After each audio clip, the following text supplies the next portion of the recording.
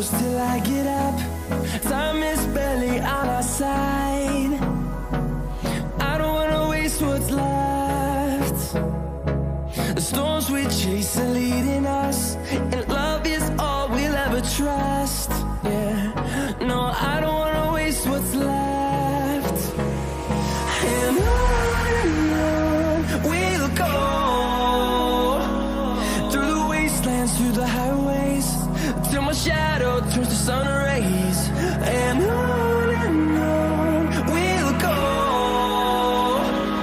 through the wastelands, through the highways, and on we'll go.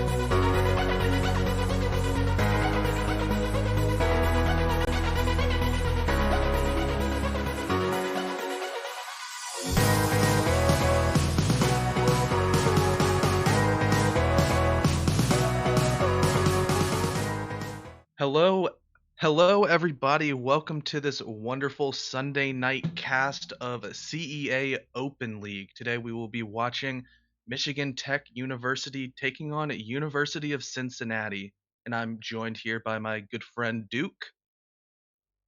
Hello. Checking in with the team today. I am pulling double duty.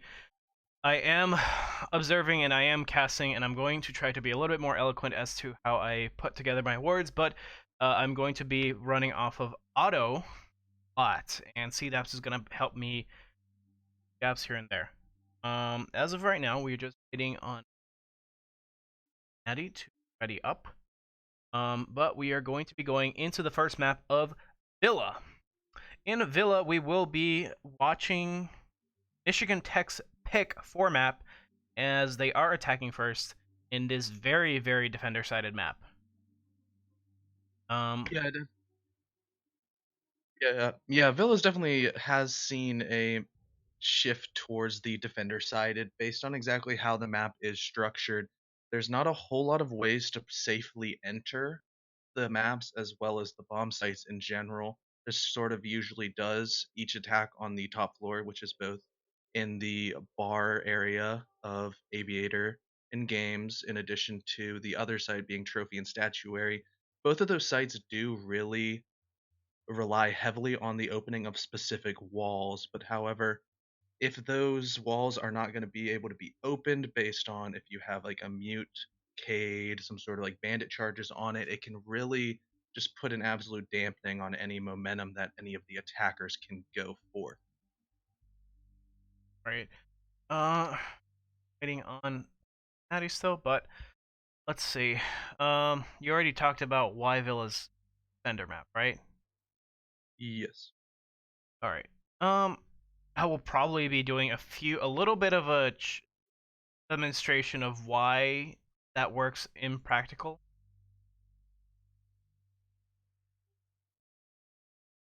Why that's true, just from the map layout.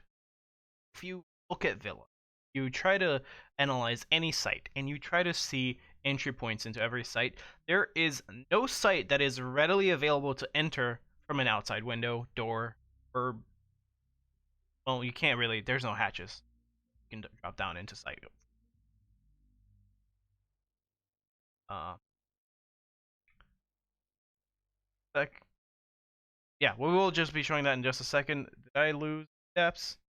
Oh no, I'm here. Oh, you're here. Okay. I just don't want to talk over you. I'm trying to be courteous to my fellow caster. That's right. We've never casted together before, which means you don't know uh, my rhythm, my flow, how I'm talk, and where my breaks are. And Yes. that's a little bit difficult. I've also been not casting for a while, and also double duty is going to be taking a toll on me. Oh yeah, for sure. It's definitely not the easiest thing, so we can go and get some hearts for Duke in chat. He's really putting his body and mind on the line for CEA Siege stream sake. That's not something that a whole lot of people can say. All right. I think we are going to be starting. Checking that UC is attacking. I believe MTU is attacking. Yes. Yes. It would be very good for us to get that correctly. Why I check. This is why I check before I start all of the matches, because I know that it can be hell on earth if we don't don't do that check. Yes, rehost procedure is not the most fun thing to do, but we will be going ahead and going to the ban phase. University of Cincinnati will go ahead and remove the first attacker that they don't want seen, as a little bit of deliberation is going on amongst that team. After these final 5 seconds, we should see there being a Habana ban. It's actually quite interesting in removing one of the few hard breachers from the map. One of three hard breach. Hard breach being a operator that is able to open any wall that has been reinforced with, the metal what do you call those? We all just call those reinforcements for walls, but like Yeah. shutters? Yeah. So some walls get reinforced with shutters, and those need to get taken down, and you end up needing a operator like Habana, Thermite, or Maverick in order. Yeah, and also there will be a Jackal getting taken off the board, which is a very good operator in conjunction with. There's actually the Mirror Band, which I was going to try to flow in and say that they're from the same operation. These are both the Spanish operators, however, they are quite strong in their hometown of Villa, I guess. So seeing both of those operators is a Wait, sort of common ban in the hold up. competitive scene. C-Dubs, where do you think Italy is? Oh wait, oh, Villa is totally the maestro in Alibi. That's okay. Happen. we're we're having a hard time. So, what are our expectations tonight? So I barely been paying attention to Open League. I've been focusing a lot on Invite League and a lot of the dynamic over there. Have you been keeping track at all with how these teams are doing? I haven't specifically gotten to see any of these games, and pretty much like you said, the only time I get to indulge in some Open League is typically when I'm casting, because I also have to focus on a bit of Invite League, because it's some stressful time. But I do know that University of Cincinnati is a quite strong team. I believe I've seen Bridge on some of those top 10 stats sheets, if I'm not mistaken. Well, getting a 6-pick of the Dokkaebi. Well, I don't know what it is, but oh, Monty, as well as Pulse onto Ella. I can't help but feel like UC is gonna be a little bit worse off here using that Ella instead of the Pulse, because you would be getting information from below, and as we can see, they picked a site which is entirely soft below. Yeah, there's always the potential for a whole lot of vertical play from beneath on this site. Nitros can kind of run rampant. We can also go ahead and just shotgun above that door. And that area that is getting reinforced off that we're seeing on camera right now is called Study, and it's a very big choke point and entry into the site. A lot of attackers do like to stack up in that location, so a well-placed Nitro cell could go ahead and just say good night to the lives and to the entire momentum of an attack. That is true, and we're gonna go ahead and start off with the attack from Michigan Tech, and I can see that Monty shield. That is a very festive Monty. Do you think there's an argument for in this game being too colorful to the point where you're trying to distract people? Well, I mean, have you seen the new Twitch Prime skin that's coming out in a couple weeks? You got Mozzarella, just looks straight out of Fortnite. So who knows to what direction these new developers are going. But as Monty will be led in by the drones, he's going to go and start base checking out, trying to find any roamers and clearing out a pathway for his teammates to safely follow. He's pushed in already pretty deep, taking a good amount of map control, as it does seem that University of Cincinnati is not giving enough of a little pushback on this MTU attack thus far. Like, meet up with Karibu? Yeah, Karibu. I'm gonna go with Karibu instead of Ubirak, because that's easier to say, and I can tell that he's got his name backwards. He's gonna be holding here the Monty, as well as another 2 attackers, and gonna be possibly be attacked from below. Oh, he's almost gone. Oh, there's the IQ, and Colossus ends his life, just not letting him continue his flank. Well, sorry, not flank, roam right outside the site. Yeah, and the Monty actually is going to go and push up. Is a little bit lit up from that MPX of the Valkyrie, but is going to go ahead and... Well, there's actually a rotate hole that Sleepy is going to be peeking in and out of, trying to get an angle onto that bulletproof shield. However, Bridge will be going from behind and removing Windsor Caps, who I believe is the IGL of MTU. But now he's going to go on a late flank and try to get behind these attackers who have stacked up inside of 90 hallway. Like, Jeep Boy, it has opened up a little peek into Vault here, and Dark Matter is going to go ahead and get the kill onto AC Warrior. Meanwhile, Frosty Nets is going to take down Colossus, and Kyle is going to go down to Sleepy from the rotate. Not being able to react to that, thinking that the only person in the room was Dark Matter, leaving only Jeep Boy as Soul. Oh, his hole getting used against him. He is getting encroached upon from every angle, including his flanks. Oh, he's gonna turn away just a second, and Frosty Nips with a shotgun actually manages to take him down.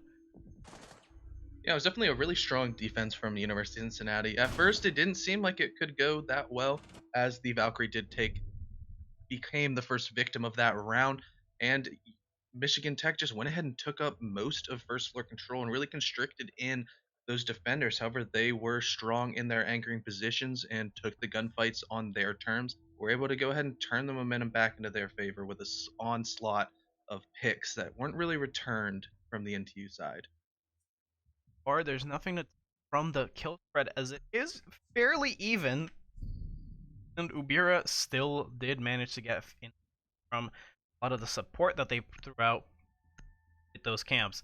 So as for MTU, got 1 kill on the board. Not looking the best. Not looking However, the that best, is but the first round. it's the first round. We've got what, 15 maybe to go. Sorry. Yeah, that's at the minimum. That's a 2-7-0s, which nobody wants to see that. We want to see some good gameplay here on a beautiful Sunday night. Defenders, protect your bombs from being defused by attackers.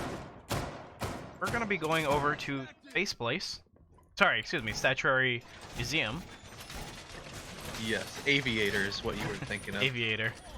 Well, no. I mean Astro. Um, Astro. Pardon me. Astro. Astro. I like calling this Space Place because it's just easier to remember.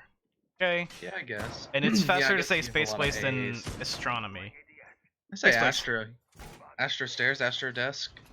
That is a very big choke point that we'll see on this map, and that's what makes this site so well, is being able to hold this room from so many different locations. You have so many options of cover inside of astronomy.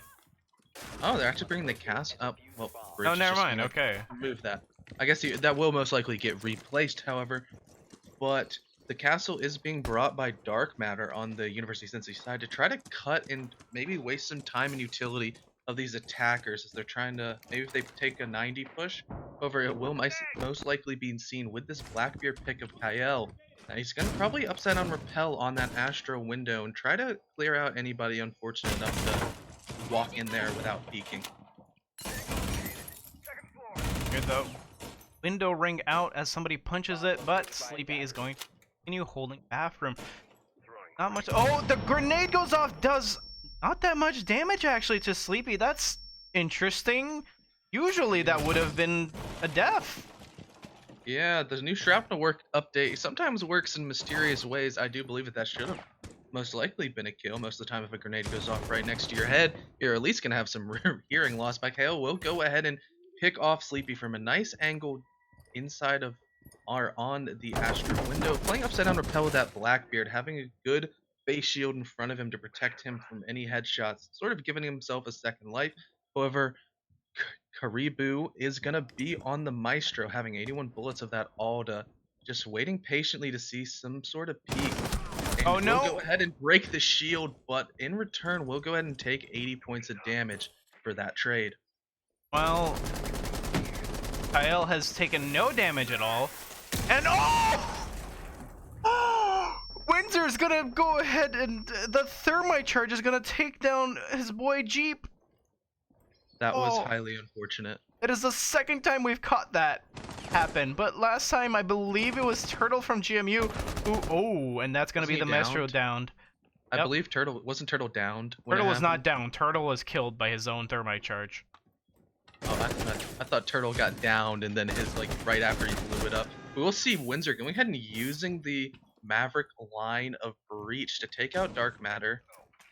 Now that's the castle gone, and Caribou is still down. Oh, a state where he and can be revived. Kyle has just looks like yeah, Caribou has been revived, and Breach is gonna get 1 kill onto Colossus. Trying to hold this thing.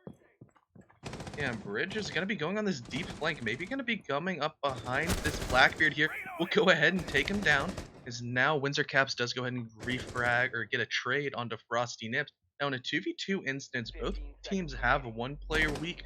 one player full. However, the location of bridge is most likely not known. Here, as he will take out JC Warrior, now in a 2v1 situation, the plant does have to go down here as bridge will go ahead and ice out the round. Oh, That's watch a great this. rotation, Watch this Hole. rotation. That's a good That's insane. I didn't even know you could do that. That's a really great rotation hole. You know, getting those vault rotates are definitely very surprising. I know I've seen a lot of teams recently doing that on the top of yellow stairs on consulate, where you can sort of like you can make a vault rotate on how those stairs spiral up. However, I really haven't seen that rotate particularly used. It definitely was used to full effect by Bridge of University of Cincinnati. I mean, see the castle there, you don't expect to get flanked from that area because you're like, oh, okay, that's sealed. No one's going to come through there. And then suddenly Jaeger just jumps over the gap and is like, hey, what's up? Yeah, it's...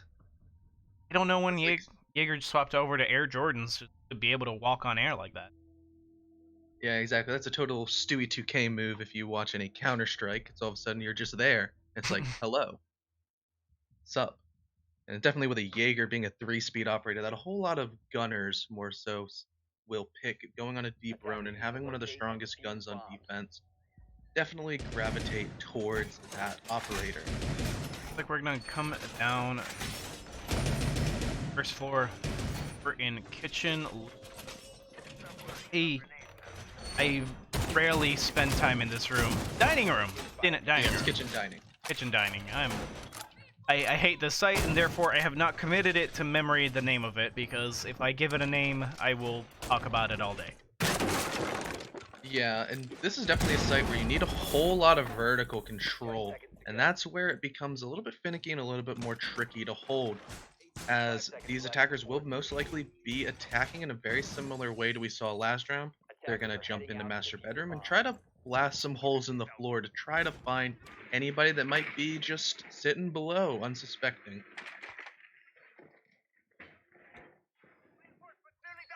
Spot out the Valkyrie and rest of me forward. I am hearing a little bit of fire from the TCSG, as looks like Karibu is trying to open up the hatch here so that they have a rotate from above and downstairs. So the bulk of the strategy here for Cincinnati is going to be holding their roamers upstairs to keep that vertical control, not let anybody from... Oh. Very unfortunate. Although this can work to their advantage if the hatch is not open. However, gotta be somebody with a... Yes, there it is. Here's the impact trick. Oh, and he misses it! Unfortunately, the thermite actually did go ahead and place his thermite charge just low enough so the radius of that exploding impact grenade didn't go ahead and remove it. And now with the main wall opened up at a minute 45, this is shaping up to be a good attack for Michigan Tech. Maybe we'll get a little bit more momentum on his side. However, the Thatcher of JC Warrior is going to go ahead and get taken down about 50 HP, but Kyle will go ahead and rush up into sight and remove Sleepy off the board, as Windsor Caps also does get a pick onto the roaming bridge. Looks like MTU has done the unorthodox and actually ignored that vertical play, trusting that they can get enough frags on site to just take it, and looks like Jeep Boy is going to take down Frosty Nips, but there is going to go down. I believe Dark Matter, and Dark Matter is going to get headshot, and the last on team is going to be Karibu, who needs to rotate back to site and retake. Oh! Takes quite a bit of damage just for peeking in. Yeah, he was definitely punished for taking that peek, but now it does... Now with the diffuser going down, the roles do reverse as the defenders have to retake the site that they lost. And it's almost like they've become the attackers. Now with 4 attackers left on the board, they're each going to be holding a more passive angle and waiting for exactly where this Goyo does peak. Now time is not on his side, as he will go ahead and just try to jiggle his way and take off the head of Colossus with a beautiful shot from the TCSG. He's checking his angles very well. However, the Twitch drone will find him out and give him a little bit of a shock. We'll go ahead and take down the Maverick as well. Now with 2 left, but Kyle just proves too much in his location inside of the storage cupboard, and will go ahead and take out any hope of a clutch for Karibu. I'm wondering if Kyle read the patch notes or not, because I think he was expecting a little bit more damage from the Twitch drone. Because that looked... Oh, no, never mind. No, Kyle was probably trying to distract him so that he could pressure him into losing his aim, but at the end of the day, he still managed to get that really nice shot on Maverick, that really nice shot on IQ, and then just did not check the pantry. Yeah, the time was going down, and there's not a whole lot he could do left in a 4v1 situation. All of his anchors and his other roaming buddy did just get taken off the board a little bit too quickly, and he had already taken a good amount of damage from his first shot with Colossus. There, it was almost it was almost a closed book as soon as that diffuser went down, but we have seen crazier things happen.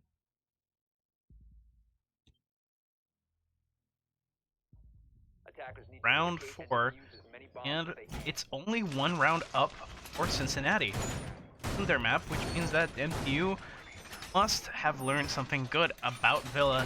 They're going to be using it to their advantage. And last round it was ignore the vertical, just push in, plant, and then hold. Yeah, that's definitely what you want. Most likely, the most expected result of a half on Villa is going to be 4-2 to the defense. So they still are on pace with getting that first round on attacking Kitchen. MTU definitely is not out of it. University of Cincinnati might have to tweak a little bit of their defense next time they go to that site. Try to maybe swing that a little bit more in their favor. Attackers are moving out to locate a bomb and defuse it. Attackers are going to be spawning from the ruins at the moment. Up with Kyle droning in, trying to check if the downstairs is clear. Looking like they've found any sort of roamer, so they're going to possibly be going ahead for the front entrance. Yeah, and so the main objective for these attackers is going to be trying to remove any roamers that could cause any late flanks, as well as they need to take this 90 control that this Ella is playing very aggressive on. The shield bridge is on a bit of a deep roam inside living room, inside the little bathroom, but he hasn't been droned out, so his location is going to be kept a secret. And now as these attackers do line up inside of study, it seems as if they are going towards to try to get the wall. It might prove fatal if Bridge is going to be able to go ahead and come up those main stairs and keep everybody locked inside. Like Bridge is out on the hunt at the moment. 5-0-1. Bomb located Not by have any attackers. pings for where they are. But if Bridge quietly is using the silencer on that, but just the fact that the drone has been destroyed is going to possibly alert Jeep Boy the fact that there's somebody hanging out. That's not a... Oh. And now we actually get a nice impact trick there that I missed. I'm very sorry that I missed that. Yeah.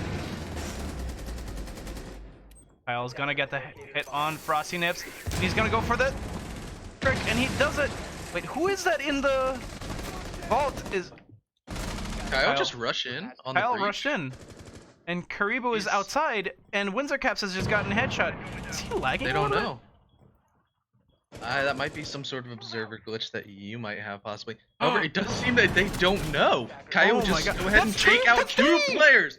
He's got a triple kill from his aggressive Blackbeard play, and now the diffuser is going down again for the side of MTU. University of Cincinnati will just... Now Jeep Boy will take out Bridge, and I believe that Karibu was just downed here. That was a really interesting attack. Who was supposed to be watching Games Room? I don't know, but the Because- Blackbeard just rushed in on the breach. The Blackbeard... No, he didn't rush in. He walked through Games Room without anybody challenging him, walked into the vault, had a then got a great angle onto the bar and the rotate from from 90, and then Karibu was just outside of Games Room fighting, got downed, and then Breach was forced to come back on the flank and then got cut down. That was definitely not enough allocation of players between the two sites. Maybe a little bit too roam heavy and too many people trying to hold 90 when the rest of the team just once they got into study, they had access to one of the sites and there wasn't really any pushback from Cincinnati as MTU just go ahead and force their way in. Well, this is looking good for Michigan Tech because when you're talking about winning rounds, when you're trying to take defense rounds from the other team, on Villa especially, if you've taken 2, you're pretty golden to win if you manage to get 5 straight defense wins on the other end, once you swap sides. Yeah, it's definitely a whole lot of momentum, and Siege is a very mental game in addition to the mechanical aspects. There's a whole lot of momentum going on. Alright. So, I've heard how do you impact trick here? Are the walls supposed to be facing this way or the bedroom? These are set up correctly. These are set up correctly. Okay, so Yes. I've been setting them up wrong. Yeah, so with the impact tricking, there is like actually a way to go ahead and get around impact tricking. If you have some sort of soft breach like a Zofia or a sledge, you can actually blast out that extra bit of wood that we saw, that little white panel. You can sort of create like a little cubby to shove that thermite charge in, and because of how the hit scan of the explosive radius on the impact grenade, it won't go ahead and propagate inside. It'll just be sort of a tangent plane that won't touch. It'll just go over the thermite charge. If that makes sense. Yeah, I understand that. It's kind of like instead of it being a circle of influence that goes past the wall and hits like the upper angle. Oh, geez. Oh, What the? well, we missed a. We should just pick. watch Breach. We should just watch Breach.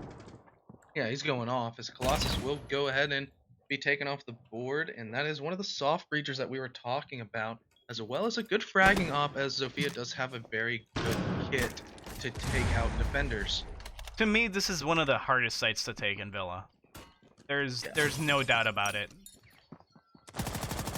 There's so many choke points that you have to clear out, and so much you can sort of just get stuck at certain places. You can get piled up inside of Master and maybe be prone to a Nitro, or you can just get stuck in 90 and not be able to push the site. Like, Breach is gonna listen to the Blackbeard here. And Karibu is gonna try to challenge it a little bit, firing a few shots across the bow, but not gonna hit anything. Meanwhile, it's Dark Matter versus Windsor and JC, as Dark Matter has 1 impact left in his inventory. Gonna try to see if he can get Thermite to show his hand. Right. How much does he have? He has 1 more. Looks like G-Boy is gonna open up down here. Yeah, and that's going to create a line of sight possibly for the toes of this castle to be taken off if he tries to impact trick. However, he will go ahead and hear that exothermic charge going down, and we'll just toss that impact grenade right over and remove any hard breaching hopes of MTU. However, JC Warrior will go ahead and take out Bridge. Oh. But it looks like... And they've once again managed to rotate into sight easily, with Jeep-Boy taking down Dark Matter, Kyle taking down Sleepy, and Jeep-Boy takes down Frosty Nips as Frosty Nips took down Kyle. These MTU attacks are definitely interesting. They just storm into sight with a sense of authority. They're just out of nowhere. They're finding chinks in the armor of UC's defense, and they're exploiting them. They're exploiting little spots that have gone unnoticed for maybe like 10-15 seconds, and go like, hey guys, we can push this way. Like, all the tricks, Cincinnati has them correct. Like, impact tricking, the rotations are right, the op picks are good.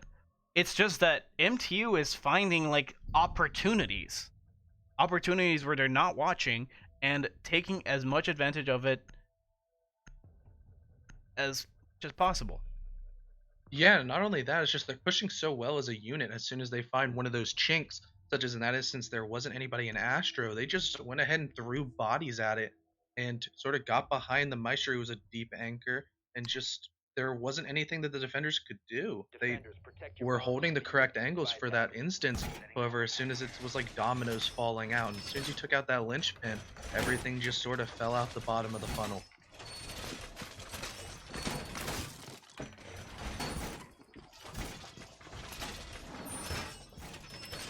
6 at the moment. It is the last defending round for Cincinnati. They do need this point because now they're 1 round behind in points. And what? I don't believe that's right for impact tricking, but okay. 10 seconds remaining. Yeah, I believe that they realized a little bit too early. So one of those walls is correct. The other 3 are not. So I believe Okay. they just noticed a little bit too late, and we're like, we can maybe get one of the walls. That is sort of one of the better walls to breach, as you can sort of have a direct beeline to sprint right behind bar and get a safer plant. So maybe, I mean, if you could just protect one of the walls, I guess that is one of the ones to do if you have to pick out of those 4. It's the thickness that the wall adds, right? That makes the trick possible in the first place. Because that thickness does matter, and that thickness does change how it operates. Yes, definitely. Size does matter. You heard it here first from Duke Cargi on a Dude, CEA stream.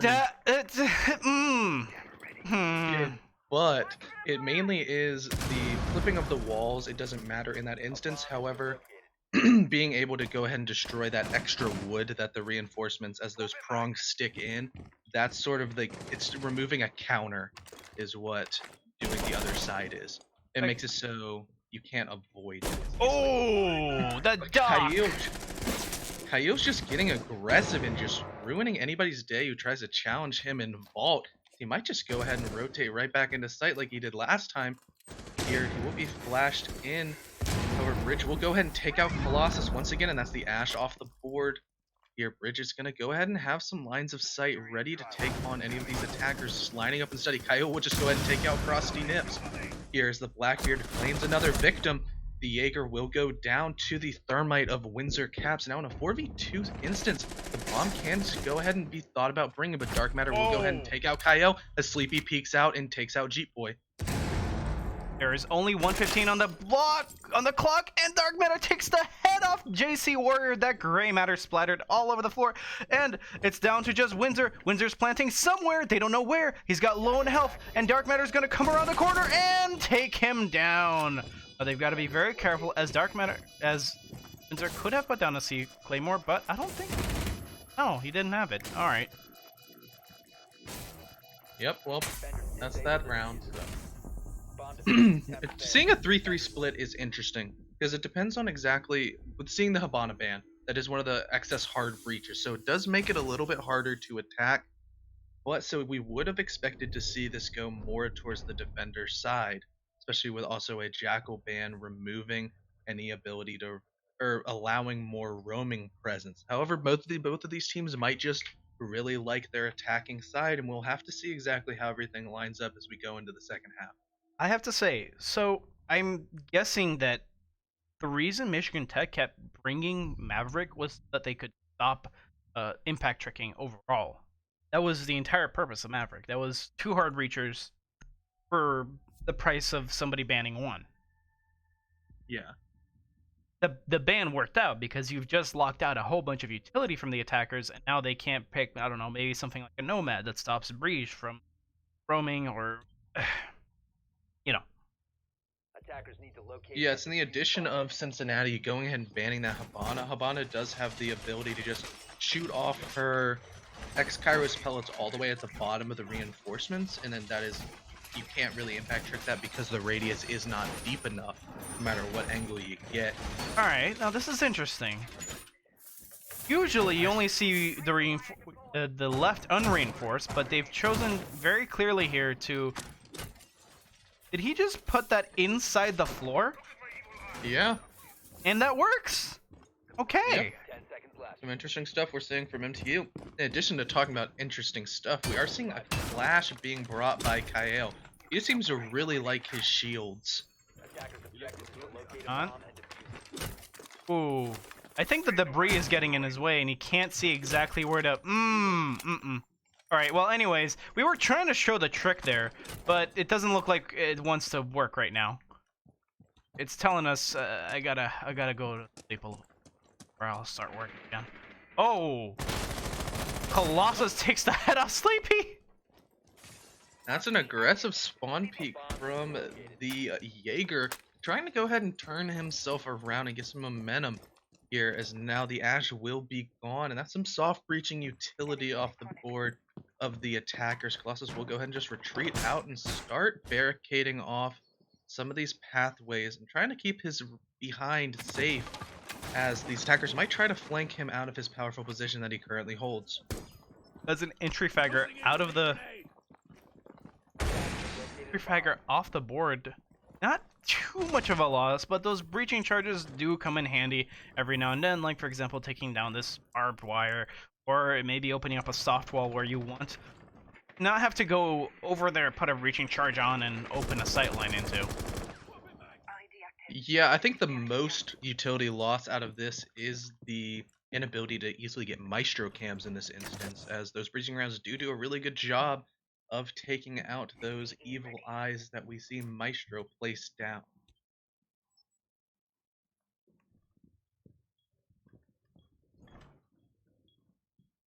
Quiet. Very, very quiet. Shots ring out to take out the keys. Breeze is downstairs looking for roamers. Karibu. Yeah, Karibu looking drone work, and Breeze going ahead and opening up below. Trying to find the kite charges. Not going to be able to open. Oh. Oh, they hear it. They hear the evil eye. And the Clash just coming around the corner, trying to put danger onto Dark Matter, and they're going to go ahead and try to open up the wall. They're going to manage to do it before the evil eye comes up, because... Wait, where's Breeze right now? Oh, okay. There's... Gonna get that off of... Cute boy. Yeah, and so we will see now a 4v4 situation, 30 minutes left. It's most likely going to get a 30 little minutes. bit hectic at 30 seconds, pardon me, as the Windsor Cap goes ahead and takes off Dark Matter and drops the diffuser onto the ground. The Clash is still giving these callouts as to the location of Frosty Nips. Now with 17 seconds left, there's a whole lot of not a whole lot of time here. Bridge will go ahead and take out Colossus and bring his teammate back to the fight. There is the Evil Eye taking some shots and damage onto Frosty Nips, and making him a little bit more scared. However, the Clash will be face to face and go down here. The diffuser now in a 1v3 situation. Cade will go ahead and take down one, take down two. The diffuser's going down. He goes in and peeks out into the sitting duck of Frosty Nips and will take the 1v3 clutch home for Michigan Tech. Wow. That round just collapsed. It just utterly collapsed at the end there, and... Woo! That was... You could see sparks. You could see sparks flying between the two teams, just trying to figure out what they need to do with these last few seconds. You see actually managing push into sight and start the plant. Well, actually plant, and then MTU's... Windsor just saying, no, you don't... Sorry, not Windsor. Correct me. Who was it? I think it was JC. JC, yes, JC. Thank you. JC Warrior just saying, nah, I got this. I got the Ka-Chow gun. The Ka-Chow gun's gonna get this done. Gets three frags. TSG. Gets 3 frags, one after the other, within 5 seconds, and then manages to defuse. Yeah, that's definitely a strong gun, to say the least. The TCSG can just absolutely rip through people with those gigantic slug rounds, and you slap an ACOG on it, and Cade becomes a force to be reckoned with. Definitely. Attackers need to locate and defuse as many bombs as they can. I think we're gonna be going over onto games room. God, my brain is a little bit crazy here. I think that they're starting to have a headache a little bit. I'm not joking. Well, you know, it really be like that. As we said, Duke is putting his body and mind on the line for your viewing experience today. We'll see a Bout Cam coming out from Jeep Boy, and we will have to say that this is MTU's first lead of the day, as they go ahead and take this 4-3 lead going into the rest of their defense rounds. They are looking poised to try to take their own map pick and try to at least secure 1 point for this series. Second lead, actually. 3-2. And 4-3. Oh, that's, yep, pardon me, I don't know how to do math. Numbers are hard. There's at least 9 of them, I think. Attackers have located a I think bomb. there's at least 9 numbers. Here, as the drone work of Sleepy, we'll go ahead and see these pre-placed drones, knowing the exact location of this Jaeger, thinks he's a little bit sneaky. Will go ahead and lose half of his life in his full life as Bridge sets up a nice crossfire to take out one of the roamers. That was a really beautiful execution of these pre-placed drone works, as well as seeing the whole teamwork of University of Cincinnati coming out. Now we will see Bridge using his Master Key shotgun in conjunction with his grenade to remove all of this electrification on the wall and allow his team to breach into sight. Well, that Jaeger is going to be Half-Life full life consequences for having gone peeking. Unfortunate. Oh, remembered Half-Life's coming. Yes, it's gonna be a good one. How many? sorry. 10 years? 10 years? How long you waited, dude? I've been waiting for so long. And this is not relevant at the moment. And, oh, an impact trick? Kind of a Interesting. dangerous impact trick here if they do it. Yeah, Is that seeing C4? flash impact tricking is. I don't think I've ever seen that before. Well, G-Boy's going to miss the C4, and the thermite charge is actually going to be successful here. And the grenade's going to be thrown. Doesn't get anything, though. Interesting. Enough. But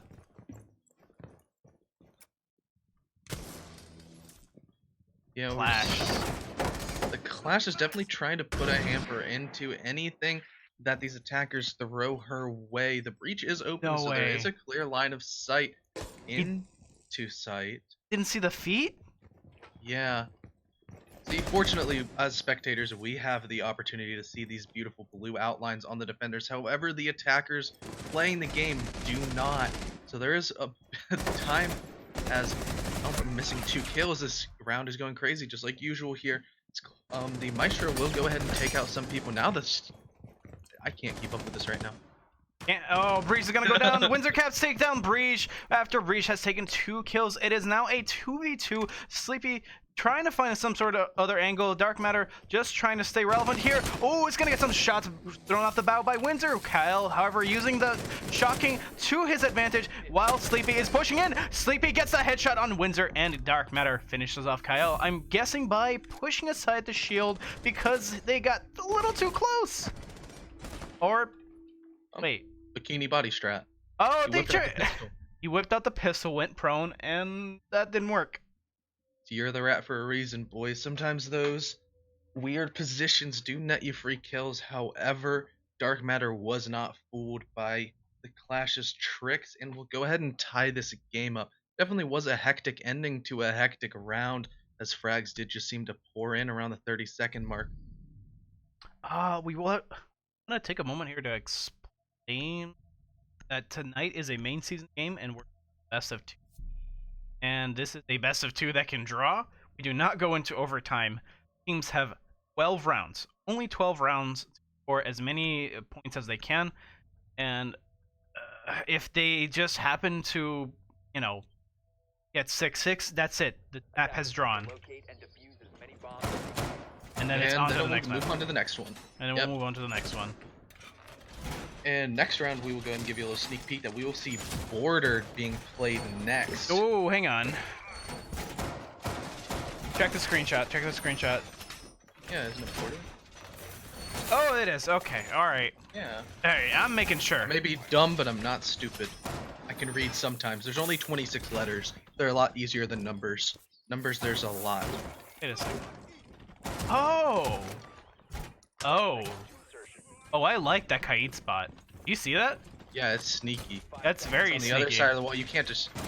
You I think- won't really associate that because you're going to be looking beneath on the wall if you're an IQ, trying to go ahead and remove anything off the wall. You're like, oh, there's nothing there. You see a random stick a couple meters away from the wall. You don't really sort of put Seven. that in and out. Sorry, 7. Sevens.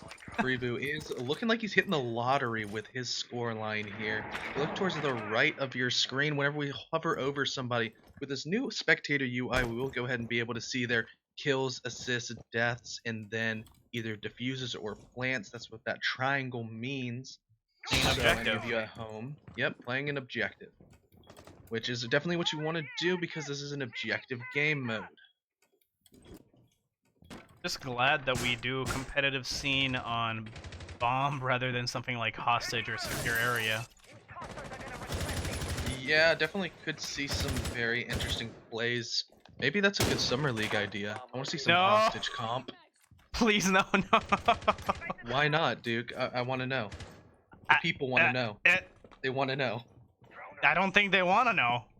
I Is think this they wanna entirety know. of UC in the bedrooms? Yes, it is. Yes, All they're right. doing a full room clear on this backside, trying to take as much 90 control as possible. G-Boy will go ahead and peek out and take out Bridge, and that's one of the strongest players of University of Cincinnati, taken off the board, as well as that soft breach of Buck's masterpiece shotgun does let him redecorate a whole lot of the floors of sight to cut any rotations, as well as remove any utility. Here we will see Sleepy peeking out and finding the clash. That's not a surprise you want to see when you're trying to push in. Her electric shield is a little bit scary, but what's more scary is Colossus sitting behind and peeking out, almost nearly able to take out Karibu, but will fall short. So the scary thing here is that Colossus is basically using Kyle as a sort of mirror window to peek from, and Sleepy is gonna get both of their oh, but Frosty Nips is gonna find the head of Colossus, and the mirror window allegory is not gonna work at all, as Frosty Nips is gonna try to cover around the corner from 90 to stop. Oh, JC Warrior does take down Karibu. He definitely is a warrior with the TCSG. Maybe he should change his name to TCSG Warrior of MTU, but Sleepy will go ahead and peek out onto Winter Caps and take him, as now Dark Matter will be breaching into Vault, creating one more line of sight here. But Kaya will go ahead and take out Frosty Nips with that machine pistol of Clash, whip her shield back out as JC Warrior takes down Sleepy and peeks out and takes down Dark Matter as well. We're gonna catch both of those on camera. One, 2 shots. two. Oh. Beautiful work. And that's that precision that you want to see with a strong TCSG player. It's an absolute hand cannon rifle that just a single slug to the chest, I think, can do up to like 90 damage or something ridiculous like that. If you've taken any damage from maybe just a couple shots off a spawn peak, maybe you like just got shot in the leg on an engagement. Maybe you Cade fell a little bit. Yeah, Cade just has the opportunity in those late rounds to just one tap people without even aiming for the head. Pardon me. So, I have to say, have you ever seen the TCSG with, skin is that called? It's a skin that, like, basically puts, like, a little mouth on it. Like eyes. The shark. The shark. shark skin. The shark skin. Yeah, the shark skin. You know what that reminds me of? What? Movie Cars. Oh no. Attackers need to locate and That's why I call it the ka-chow gun.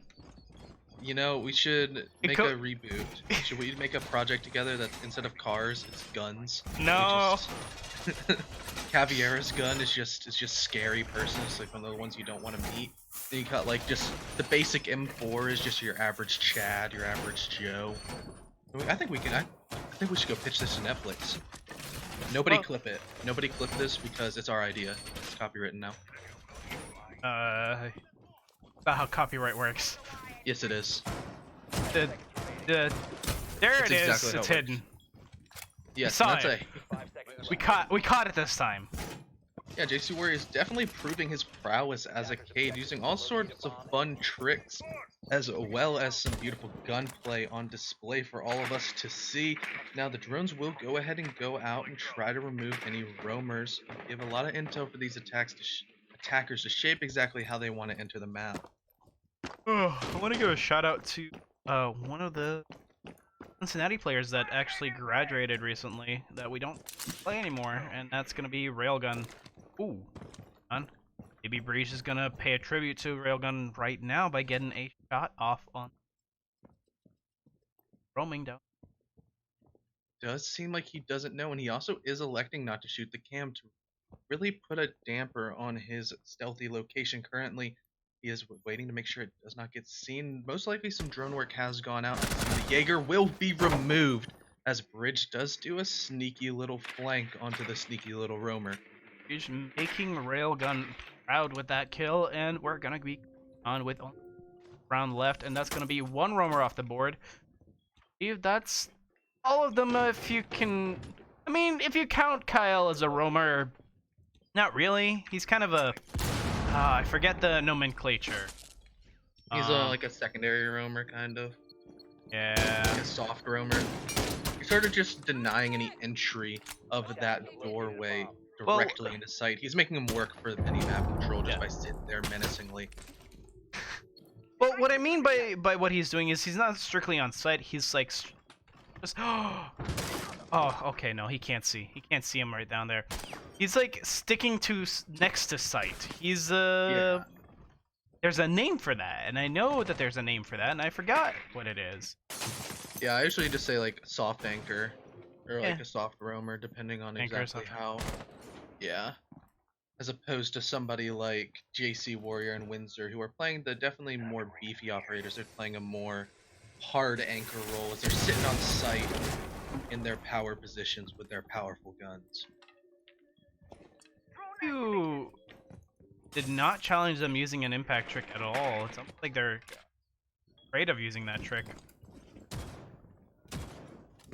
But Bridge will go down to Colossus, getting a little bit aggressive with his Doc self that can heal himself, but unfortunately did not need any healing here. The Clash will get stunned and is fully blind as Dark Matter does go ahead and take out Colossus from the breach hole. Sleepy's gonna push into space place, take down JC Warrior, taking down one of the highest fragging teammates of MTU. This is gonna be a 5-5. The only one left is Kyle. Kyle needs to somehow. Oh, Sleepy takes him down with a headshot, and Kyle is not given any time to shine at all. What? Yep, definitely. Yeah, Clash is definitely not one of those operators you want to be in a clutch situation.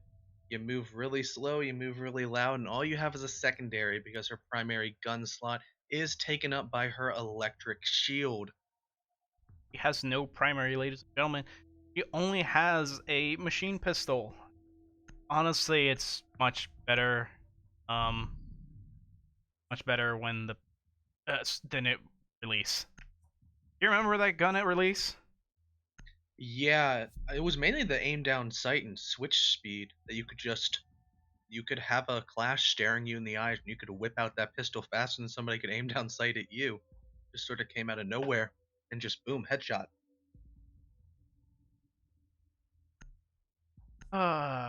Reminds me of the old SMG-12 days. Ooh. What about the SMG-11 with the ACOG days? Oh, or Bandit and Jaeger with their ACOGs. The spawn peeking duo of everyone with an ACOG. You could have a smoke spawn peeking. Imagine the days. That was a little ridiculous, I have to say, and I'm very glad for game balance that we don't have that happen anymore. But at the same time, we'd sometimes get I don't know, ops like Lion that just also come out with like unfettered power and dominance over the meta. That just Yes. Now you see an operator like Yana being brought in who essentially has an infinite drone. It's quite interesting as we will see her in about 6 months come into competitive prowess. Maybe a very good new entry fragger, possibly. yeah, they got the gun. There we go. And oh no. No, JC, you were showing yourself to be so good until then. Oh, you can't get it. It's gone. The trick is gone. Now there is not going to be any electricity to deny any sort of breaching opportunity of the attackers, as now Colossus will be having the support of Kyle. Actually, we'll just go ahead and back off and relinquish 90 control, possibly. But there's some repel work in from Bridge. He is right next to the dock of Colossus inside 90. Possibly a nade gonna come out to remove this threat, as Karibu is pushing in towards Aviator and taking a good amount of map control for seemingly free. That's the word, lurker. Lurker's the word, yeah. I prefer that's why I was like, I don't want to say soft roam, I don't want to say soft anchor, because I want to say lurker. Yeah, lurker. Thank you, the Newton 17. Yes. The Newton 17's so smart. We can't do anything. He's He's too big brain. He created the laws of physics as we know them, so I guess he does know a little bit of siege terminology too. Colossus will go ahead and peek out with that MP5 ACOG and remove Karibu off of the board now, as there's a minute 19 left and the breach still hasn't been attempted because of this aggressive clash play of Kael. Oh, here we go. The impact trick. Just as I was saying that they weren't particularly happy with it. Well, there he goes. The Evil Eye actually is gonna go ahead and take down. Unfortunate right there. And that is Sleepy going below to try to remove maybe a mute jammer, or they thought there was some sort of anti-breach on that wall, but will get these sides wrong and go ahead and take out about 40% of the health of the thermite above with her gadget. But Bridge is below, looking pretty weak, but still in a powerful position at the bottom of Astro's stairs, possibly going to use his Master Key to create any lines of sight into any anchors, but Sleepy will go ahead and use her lifeline gadget to take out that pesky Maestro cam. Oh no, that's the last exothermic charge, and it looks like Cincinnati is going to have to push this the old-fashioned way with grit. Yeah, with a lot of grit and a lot of bullets. Yep, a whole lot of spit, grit, and determination here as Dark Matter will go ahead and peek out onto JC Warrior and remove that player. 5 seconds left on the board, and the plant is not going down. He's rotating over to the door to try to do this, but that's where Goyo comes in as very powerful, as you can just pop that shield and remove any entry for up to 10 seconds with that fire. And that's what we will see go into the favor of these MTU defenders. As we go into round 12, match point, final round of this map, it can either end in tie or victory for the side of MTU. Right now, MTU has secured at least a draw on this map. Meanwhile, he just needs this one round to get that draw. If they can deny them this defense, they do also deny them their pick of map being advantageous for them. Yeah, definitely as MTU, they do want to take their map pick because this is their house. This is their domain that they chose for this battle, and it doesn't fare too well. And if you go into your own map pick, not getting out on your full points. However, this does create a really interesting opportunity to see exactly how much University of Cincinnati wants it. You know, this one round matters a whole lot. It's the can go ahead and help you out a good bit and put you in a more strong position of momentum going into your next map. But they will have to attack what has seemed to be MTU's best defensive side. Can I just take a moment to actually call out the fact that MTU changed how they were going to hold that site last round? Oh yeah. They realized that Cincinnati was being able to very effectively find where the Kaid charges are and being able to actually get them. So they changed over to the impact trick, assisted by Evil Eye, assisted by Kael on that clash too. Yeah, that's definitely showing some strong teamwork and unification among these players. There's a whole lot of adaptability in their ways of defending.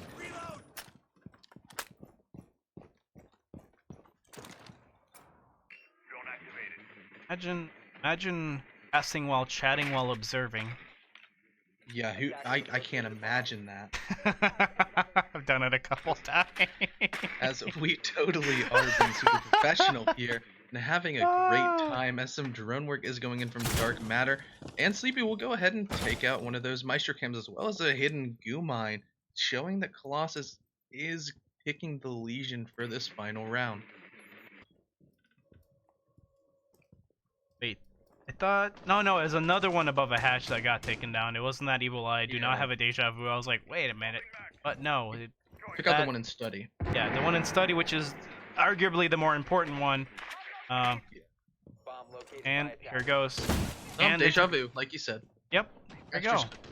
As soon as you say something, it'll happen or it won't happen. There's either way. Because now the IQ of Karibo is going to go ahead and try to take out that hidden Electro Claw of JC Warrior, as Frosty Nips just go ahead and peek out. Dark Matter goes ahead and peeks out and removes the Maestro off the board. Now site control is relinquished to University of Cincinnati. There does not seem to be a whole lot of people on site, and this Kael is pushed up really deep. Actually, G-Boy will be playing inside a vault, holding these long angles. Both of these TCSG's brothers in arms are holding a crossfire that can remove any hopes of University of Cincinnati of entering. Oh, the flank. However, Oh! Frosty Nips just go ahead and take out the flanking Jeep Boy. As some utility dump from the Capital, the fire is spreading among the site and pushing out any location that is deemed safe from Kyle. Oh no, and it's down to just Kyle. Kyle having to guard from more than the front, and that's a flawless round for Cincinnati, making this map a complete draw. That coordination on the last round yields Cincinnati such a massive power play over MTU right there. Yeah, it was definitely tragic to see that go down, but it was a beautiful execute from University of Cincinnati. They were like a well-oiled machine. Everybody did their job perfectly, and they pushed in flawless. Taking a very quick, I needed a little bit just to collect my thoughts. And they'll a 5-minute right back.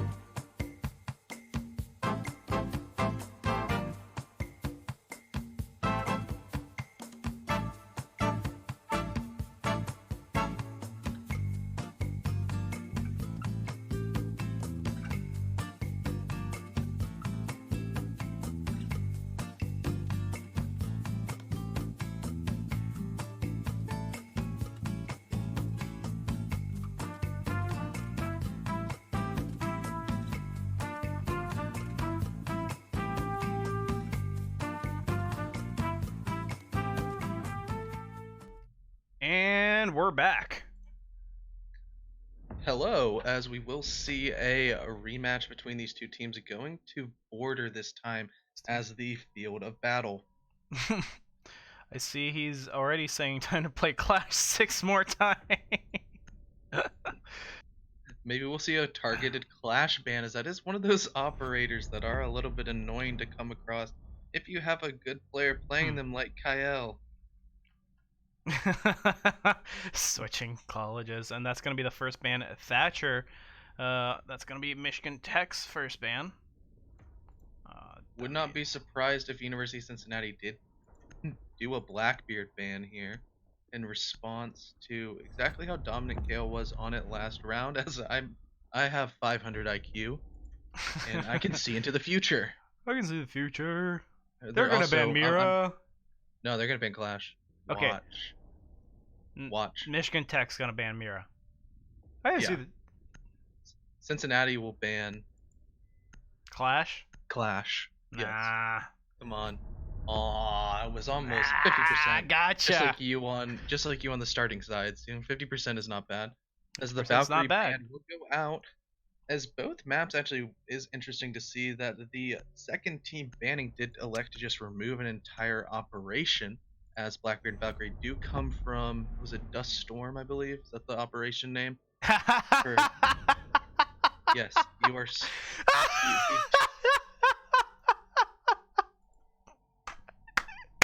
You got the mirror ban done. Good job. Good job. You're so smart. Duke is just out here, as Kale will go ahead and show that Clash that we have seen so much of. She's finally released into the public because there's so many bugs with her. Now we're seeing her on display from Michigan Tech University. Man. So what do you think of Border? Do you think it leans more towards attacker or defender sided? Yes. Yes. It depends. answer. It honestly depends at what level of play you're talking about. Because if you're talking like, rank strats, it's very defender sided. If you're talking about high level play like T1, like T1 Pro League, then I would say it's way more attacker favored because this map is so old and it hasn't received any sort of buffs that it just, you know how to attack it. Anybody knows how to attack it. It's the bread and butter of any Siege player. Yes, you have to know exactly how to push in. You know your pre-fire angles. You know exactly how to push forward and what sort of positions are good, as well as the most optimal way to attack. It's to me, I know that this question was asked on Twitter earlier. It's like, is this Well, we can't get past his teammate. So. Wait, no, he's not playing Clash. I just realized because of Oh, that. he's six pick. Yeah. Awkward. Well, he's proving us wrong, and that's Caster's Curse for you. As I will reference many times whenever we say something it doesn't go our way, it's just unfortunate. Here we'll see some drone work going up these stairs, as the rest of the University of attackers are going to be looking to take towards the CCTV and probably try to breach Armory Wall. What was I talking about there? I forgot. Border being old. A Border's old. Border is old as I am. Like, holy shit. Boomer map. That's the one swear I get on stream. That's it. Anyways, Which is a boomer map.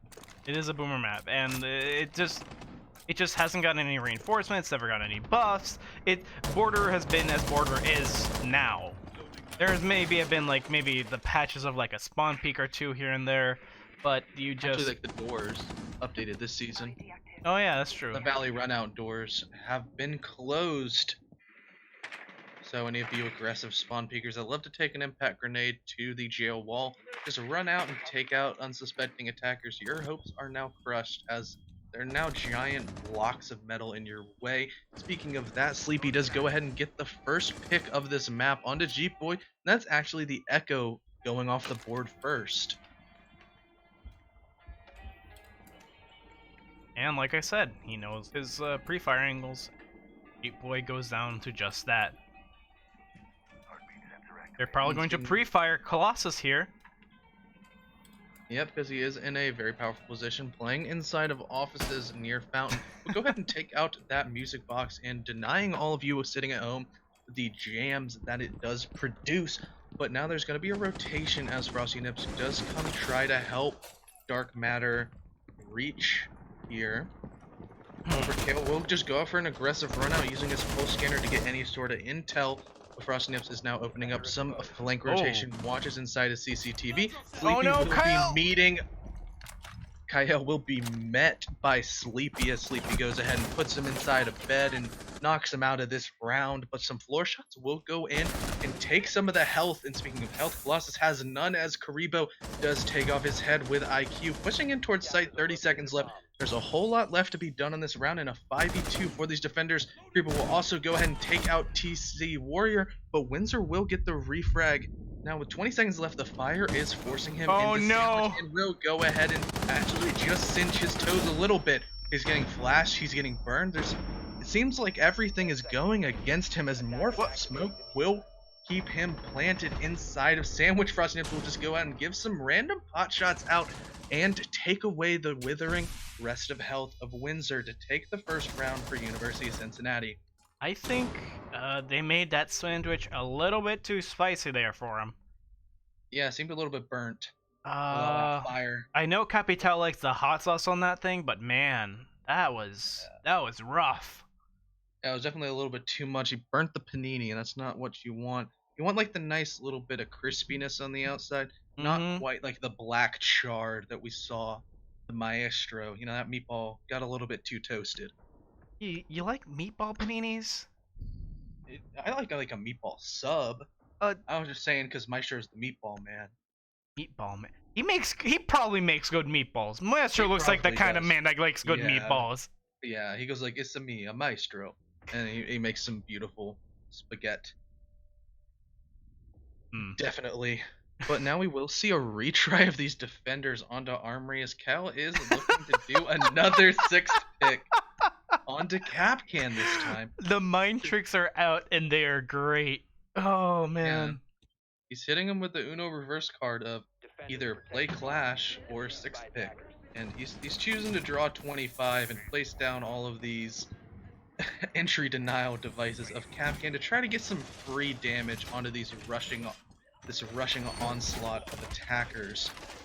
And that's exactly what we praised about MTU last map, their ability to adapt, and we're gonna have to see it whether or not that's actually going to work out for them. Windsor using the desk hop here in order to be able to reach up here and put an Evil Eye down. Do you consider this valid strategy? Because it's a little bit weird to get up there. You're technically exploring a little bit of a hitbox of the computer in order to slam your way up there. Yeah, it's definitely it's very hard to do. Sorry, it's just every time JC Warrior has like some weird little spot for his Kaid devices, and I can't get over myself. He does his research. I respect the hustle. He knows, especially as Cade was, I believe, last season, buffed with the radius of his Electro Claws being definitely, the horizons have been broadened. His radius is much larger, and he can go ahead and hide those little sticks of electricity just that little extra bit further away from the wall and still have it feel its effect. That is true. UC is doing their drone diligence here and managing to check there are no roamers. They see the Jaeger. Oh, there goes another drone. This leaves about not that many, and Frosty's actually take some damage here. And now it does seem as if the whole world is collapsing in on him, as all these University of Cincinnati attackers are setting up a good crossfire. Actually, we'll just go ahead and back off and leave him stuck in the jail prison here, but not a whole lot of places he can go, and they know that, as they are trying to just minimize the effect of this roamer and keep him sort of in the back of their mind.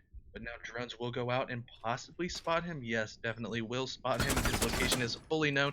Another drone actually will be saved as he has to rotate over into supply closet. More drones going out, and the shots onto Karibu will miss as he does get clinical with the headshot and remove the Jaeger off the board. Bomb located by attackers. So I have to say, right there, Colossus's job was not to get any frags. It was literally to just waste people's time. Like, the fact that he got spotted by the drone, his first instinct was to move to another spot where he won't get shot, probably because he hasn't been drawn out. But then at the end, when the drone came back to get what he was doing, then it just ended up being, oh, Sleepy gets a headshot onto Kyle. The Capcan on board. He wasted time. That's the point. That's all Yes, he Colossus needed wasted to do. And he did his job in that instance well, but now with 35 seconds left on the board, there are all 5 attackers still left for Cincy, and only 3 on the side of MTU. But speaking of that, Kyle will go ahead and get that downed utility and just absolutely blow up the Cappy Tau of Frosty Nips. And now with 20 seconds left, the plant is going down, but the Echo Drone might have something to say about that, as MTU actually does go ahead and take out the diffuser of Thermite here. And now some more shots going out, and it's down to a 3v2. 8 seconds left, but Oh. the Echo Drones is doing its work here, as Windsor and JC Warrior get a pick apiece and go ahead and end the round. Not much to do here, as it is essentially down to numbers. As they pushed both ends, there was a third flank, a third angle that they hadn't thought of. And JC comes around the back and ends UC's attack, earning the round Yeah, for and MTU. yeah, definitely. And that was more so the ability of MTU to make their team composition to directly counter the University of Cincinnati's playstyle. They like to converge very late into the round, and having the Echo, the Maestro on the board in conjunction with those Capcan traps you don't think about at the end of the round, it really did prove to be a bit of a fatal flaw, as University of Cincinnati did drag their feet just that little bit too much and played right into MTU's hands. Let's see if Natty can toss that up. As all right, you asked me earlier whether I thought that border was an attacker or defender map. Yes, I did. In this instance, having watched the first 2 rounds, I'm going to make the bold assumption for the rest of this series that border, for all intents and purposes of what we're doing right now, is a defender-sided map. Interesting. And I was gonna say 3-3. I was gonna say tie. you're gonna say tie? Yeah. Okay. I'm making a very early prediction that most rounds 1 will be defender ones, but we might get the caster's curse is out there. It's gonna tell me no. Yes. It's gonna tell me no within 4 rounds. Attackers are moving. Well, so since I said it was a tie, you said it was defender. That means it's gonna be attacker. We're gonna see no more defending wins the rest of the game. That's how it all works out. As we will see the first floor being played, and what's interesting about this site is that it is directly below the site that we saw last played, Armory. And that means exactly how most teams choose to play it, is you stick quite a few roamers up on top of the site you just played, and play it in a very similar fashion. This time you do have to be a little bit more wary of what's beneath you. But here's the thing. They're not playing with that. In fact, Yeah. they're playing far away from there. Instead, you just have Kyle over the Visa? That's Visa, right? Yeah, it's Visa. Yeah, Visa. Kyle, Visa, trying to keep over here as far away from that side as the old site as possible. Yeah, that's definitely where you want somebody like a Mozzie being able to use his utility and try to waste as much time as we talked about last round as possible. And now we are seeing Jeep Boy go ahead and use and show off that super shorty that he got last patch. Here, Sleepy is trying to enter in towards the fountain wall, but sticking more towards the east stairs, as Kyle has felt the pressure and dropped down into tellers. Like he is effectively wasting time here, because now Cincinnati has to go through the trouble of clearing this entire area and making sure that he's still not there. Apologies. Oh, and that's going to be Sleepy taking down JC Warrior, and that's going to be Ooh, Karibo off the board again with Kyle getting the shot. Not sure how or when. Oh, he's running towards the window. He almost gets shot, but gets shot from the hatch by Sleepy, finishing him off. And now this is the vertical play that you're trying to deny as defenders, because there's not a whole lot you can do when you're trying to get to a safe location. And you're right into the ACOG crosshair of Sleepy, as just happened to Jeep Boy. Now with this vertical control here, there's going to be even more shots going out towards that Jaeger, but he will find his way all the way to the stairs, but will get taken out by Frosty Nips holding a deep angle here. And now in a 1v2 situation, the Maestro is still alive and can try to deny this plant with these lasers of the Evil Eye. 20 seconds left, and Sledge could just go over and hit it with the hammer, but he will elect not to do that and will try to just Breach have no grenades? I don't think he has any grenades left. Oh Here, no! there's actually a team kill. That's so unfortunate, as the Maestro will just have his way with the cameras and try to... He has every angle. Oh, there actually is a blind spot. He found the blind spot.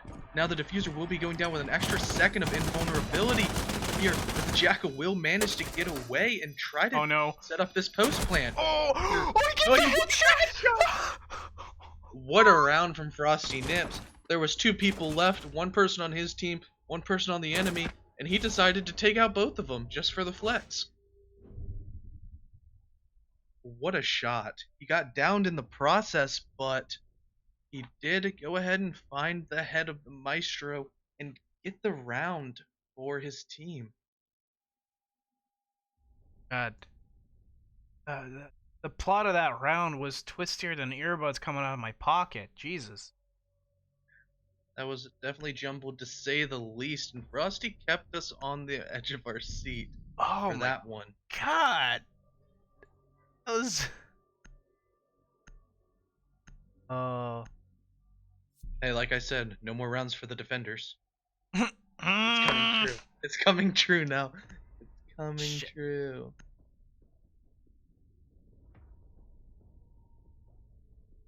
Now we will see a return. They're going first floor again, right? I didn't quite catch it. Yes, they are returning down to first floor. Try to right their previous wrongs, as they did give up the vertical control a little bit too fast, in my opinion. They didn't have enough presence up inside Armory. Sort of left the soft breach of Sleepy and Bridge run a bit too rampant. Sleepy okay? Ooh, that's some spikes right there. Ooh. Ooh, yikes. Hang on. Servers, please. Hey, I'm just checking that it's not my connection. Ubi, please. Yeah, it's not my connection. If any glitches happen, we might have to do a rehost, but I hope not. What happens? And here on the streams at CEA, we do put the competitive integrity of the game above all else. So unfortunately, if there is something that will make the gameplay lean towards an unenjoyable experience, we will go ahead and do an administrative rehost to make sure the players are in the best situation possible. That is true, but it looks like we have stabilized. Not sure what that was. Might have been just this particular server experiencing a few little problems, but that's okay. And it looks like in order to remedy a lot of that giving up of the upstairs, MTU has elected to put way more resources than they did last time, including castle, 2 cascades, 2 reinforcements, sorry, 4 reinforcements total. Yeah, so they're just putting an extra body with the extra bit of utility of the castle upstairs, as well as bringing the pulse down below to try to give any sort of intel to these people upstairs that exactly where the push is coming from. And speaking of that, Bridge is going to go ahead and take his hammer, and he actually won't destroy the barricade. I thought we were going to get to see some armor panel flying, but we will go ahead and just get teased a little bit by that. But Sleepy is already ahead in archives and just waiting patiently for anybody to peek out. Now as Jackal pings will go out onto the castle, he's getting a little bit more uncomfortable, and drone work will go ahead and find the Mozzie sitting behind half wall, as Bridge will get aggressive and take him out. Now the castle is running for his life and manages to flee all the way down to main stairs, but right into the loving arms of Karibo. sitting downstairs and will also take out the Jaeger who fell off his perch on the desk. They're gonna start the verticality play again with 1 minute left. Cincinnati has plenty of time to take out any defenders on site, except maybe, oh, there it goes. Triple kill for Karibu. Damn. It's down to just Windsor caps. IGL has those evil eyes down, is gonna start taking a look. Lance gonna start shooting, and the grenade! Oh. I thought the grenade was in the evil eye! I did too. I thought it was about to be a TK, and I'm like, oh no. But nope, that rolling green ball of pain goes ahead and takes out the Maestro sitting on his cannons bridge. Feeling a little bit confident, as I do believe that those were his first 2 kills, as he's trying to turn himself around. And his team is taking a 3-1 lead. I don't know if I like the shrapnel system yet, because in the old system, that wouldn't have been a def. No, it wouldn't have. That was a good 3 meters away from where Windsor was sitting. At that range, that would have done about 70% of his health in the old system. Yeah. That's... Bonk face. Ubi's gotta get this thing under control, man. Like... Yeah. There wasn't even like a soft wall near there. Like... It was like the 2 hard walls of the bathroom sort of just funneled all of that blast into the Maestro. Because Maestro is also a 3 armor, so he does have that little bit of extra beef to try to stick away from any damage.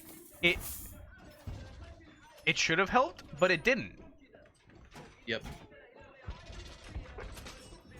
And now we will finally see the MTU defense go back to their preferred site of Armory Archives, as Windsor's doing his Maestro parkour to put this all-seeing camera up in the sky.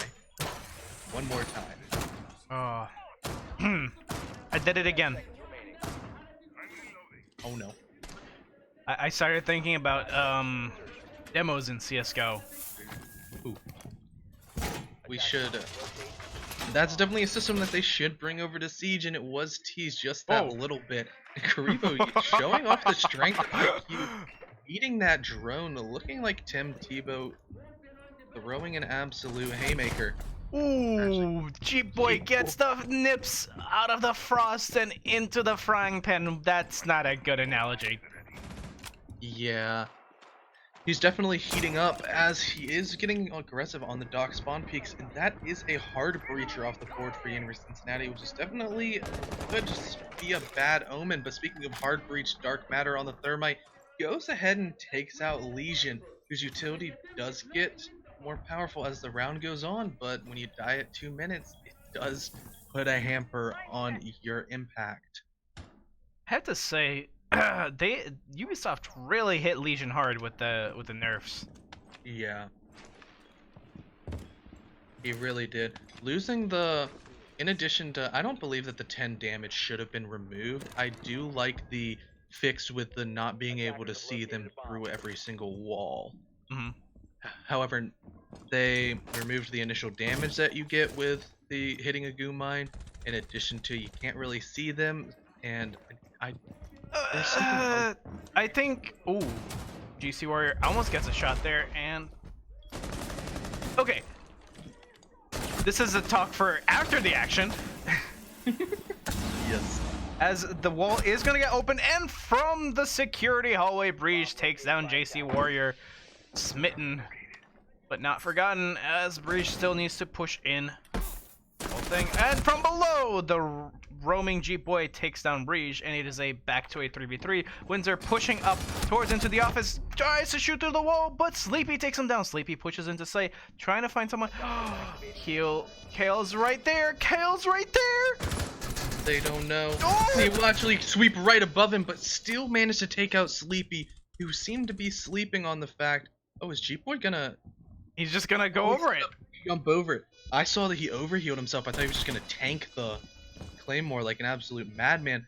But now, with 2 ACOGs left on the board, G-Boy will take out Karibo, taking his 3rd kill for the round as Dark Matter whips out the pistol, but it is not enough as G-Boy gets the quad It's and will insane. now be able to get the diffuser with a few seconds to spare as he does stick it and have just enough time for his wonderful clutch. He had 3 seconds. He had 3 seconds. Bomb defusing attempt failed. Defenders win.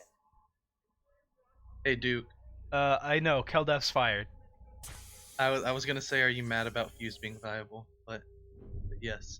Keldev's fired. Keldev is not fired. Keldev is a better caster than me. I wonder who wins in a cast fight. Wait, can we Me get me Keldev or in here me or right now? Keldev? Keldev- No. Can Keldev come? I want Keldev now. No, come on. We're already like so far into the cast. Like Why? if this was like Yeah, we're about 75% done. So my prediction of the casting curse is wrong, as the defenders did go ahead and take one more round off of the heroics of Jeep Boy, showing his chops on the dock, bringing that ACOG and bringing 4 kills plus a defuse to his score tally. Lord. Okay, so I stick with my jokes and I let them I keep know, going. I know. That round fell a little bit as a chaos, but at the same time, it was a very good flank. Defenders And protect the bomb. the fact that UC managed to take the site with ease was a good sign that they know what they're doing, but MTU knows how to strike back with a vengeance. Yeah, it was just the lack of roam clear, and Wait. when you don't have an operator like, oh, the Clash is Ah, back. the Clash is back! Like I Clash said, is back. All right. the Empire strikes back with a vengeance. Yes, but as I was going back, there's no operators such as Nomad or Gridlock. You're a true flank denial. Just having that Claymore as the only thing, G-Boy was able to just go and use a little bit of parkour to jump over, but he also had those dock stems in his back pocket that he could have overhealed himself and just ran straight through it. That is true, but I really wouldn't recommend that. No. You would be down so little health, and that would be insane. Sometimes that's what you gotta do. That's the rank star plays. You run out on those. Okay. We were talking about Legion Goo Mines and the fact that Legion Goo Mines used to do somewhere around 10 HP. Yep. More like, what, 8? It was 10 off the initial rip and then plus 4 every couple seconds. Okay, alright. 10 I HP do not. is enough to disadvantage you in a firefight. 10 HP is a massive amount of health in Siege. That can take you down to only being able to take one less bullet, and that in of itself is insane. That's why Twitch doesn't do that anymore, That because- is also true. because they don't want you to be able to just arbitrarily be able to need one less bullet to take down an operator. They want to be able to diminish the amount of opportunities where that happens and makes your firefights worse, just because you just Oh! Frosty Nips is lucky to escape with his life as he runs into the floor angle of Windsor Caps, holding that Alda. He didn't take very much damage for that engagement, but went ahead and removed about 90% of Frosty Nips. But Dark Matter will go ahead and take out Kyle on the Clash as JC Warrior does refrag onto the Sledge Bridge. Oh, and the sleepy headshot comes down, and he tries to come in for another one, but JC Warrior gets the headshot on Karibu and Dark Matter. See, I want to get the shots. I want to see the shots come out. And Sleepy gets the headshot back on JC Warrior, getting revenge for his comrades, but it's down to just Jeep Boy and Windsor here. They need to retake site. Sorry. Yeah, and they do have the opportunity to go ahead and link back up, as Frosty Nips is a little bit lit, and both of the defenders have almost full health. Oh, Sleepy no. does go ahead and hit with the timing, but unfortunately Oh. it does save his life just that little bit with that crouch here. But as time is withering down, there's still 30 seconds left and 4 people still left alive. GP has gone ahead and healed himself up but the smoke grenade is blocking his exact vision as G-Boy will take out Sleepy after the smoke dissipates. Now Frosty Nips gets taken out by Windsor. Now that's a beautiful retake from the side of MTU to go ahead and ice out this half at a 3-3, proving my prediction correct instead of yours. Defender mission successful.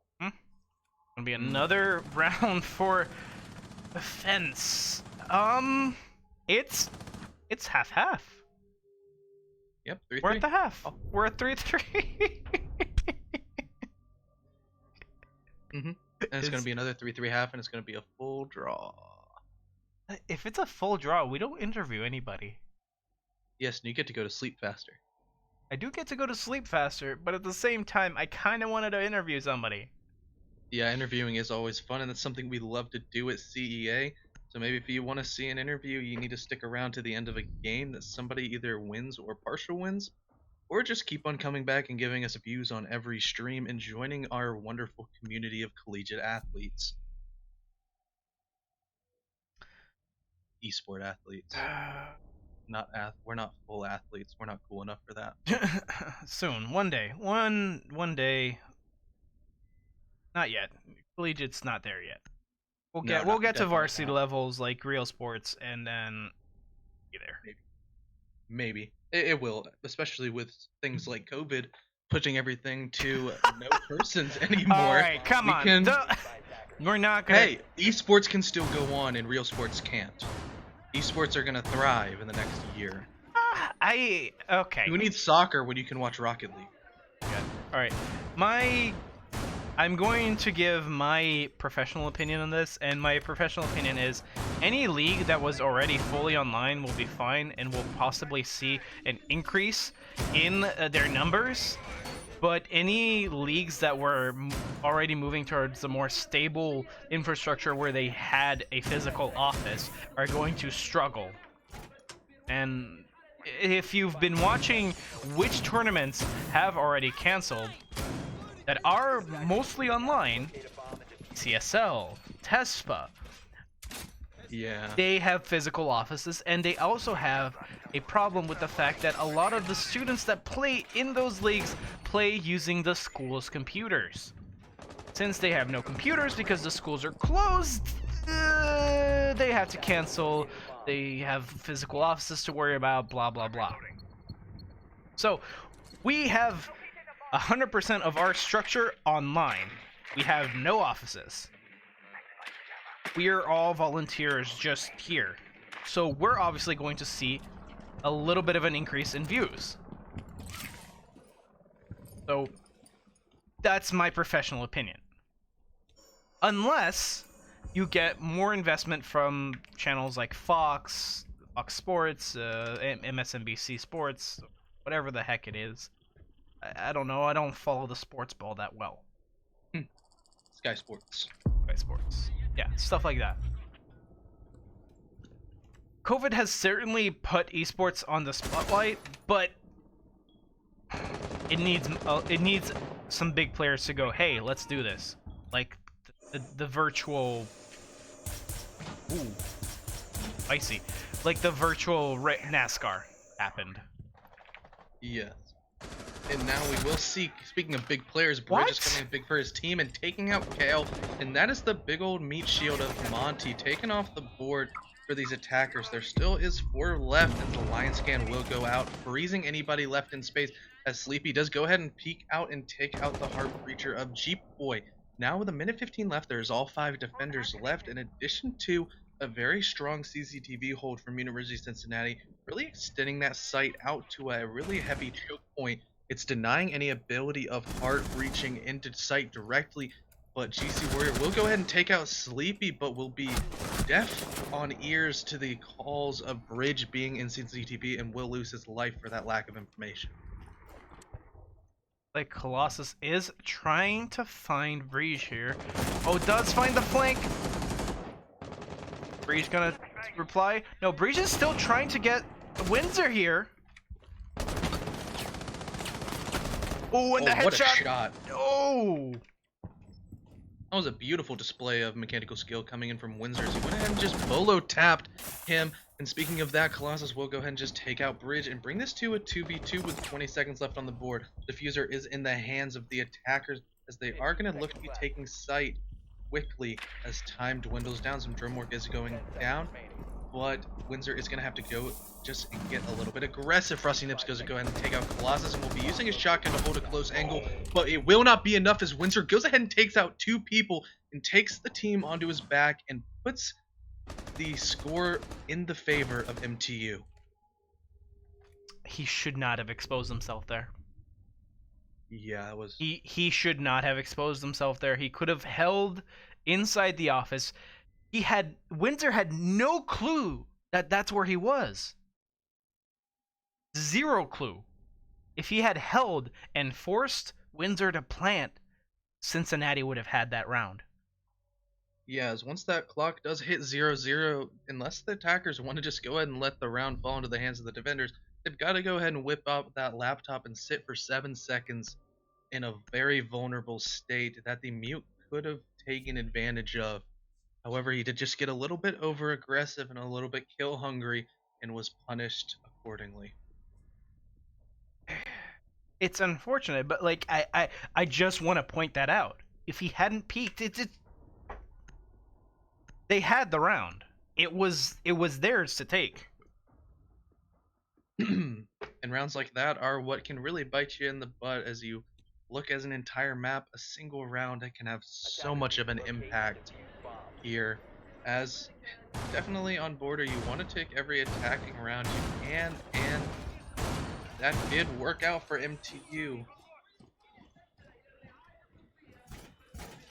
I'll bring up your volume a little bit because it feels like you've drifted out a little. But here we go. I apologize. It's My okay. voice is slowly dying. That's okay. Here's a tip: keep water nearby so you can sip it. Yes, I'm still a noobly little lowly trial caster. I'm still trying to find my place in the world. But we are going to see a very similar setup from University of Cincinnati, as they will be extending their roam presence all the way into CCTV once again. They're gonna spawn Valley and I believe out back.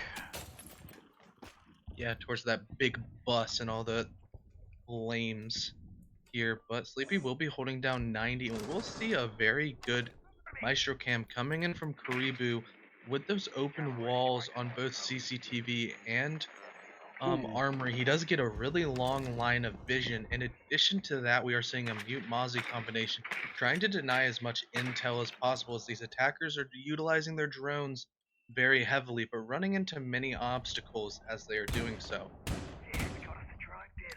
A moment, it is 2:10, and it looks like MTU is choosing to move up, and it looks like Sleepy is gonna get spotted out here, but that shield is gonna be instrumental to keeping him safe.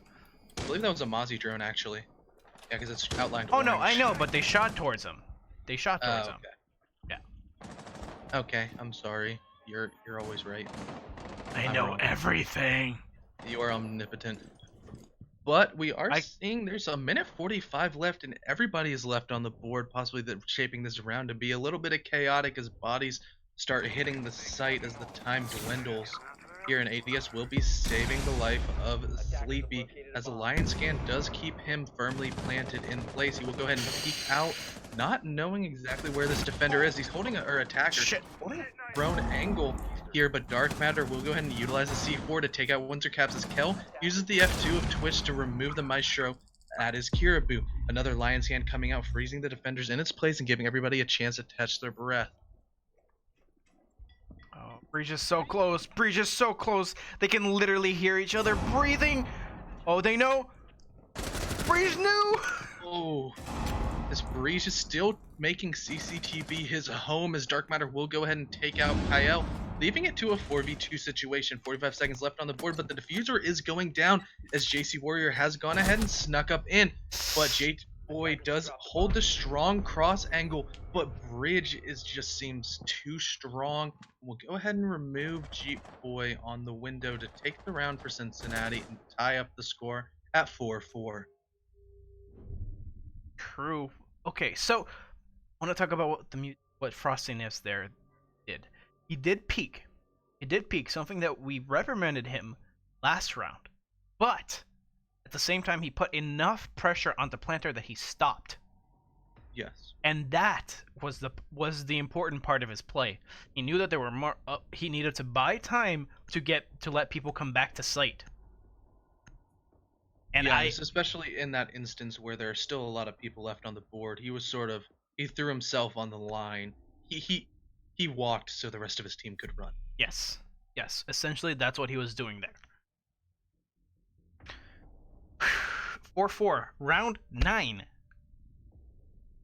And we will see the first time of University of Cincinnati going downstairs to ventilation workshop, where I am predicting them to do a vertical hold, as we saw MTU do the second time around, as that is sort of the more strong hold in my opinion, as opposed to a horizontal hold on the first floor.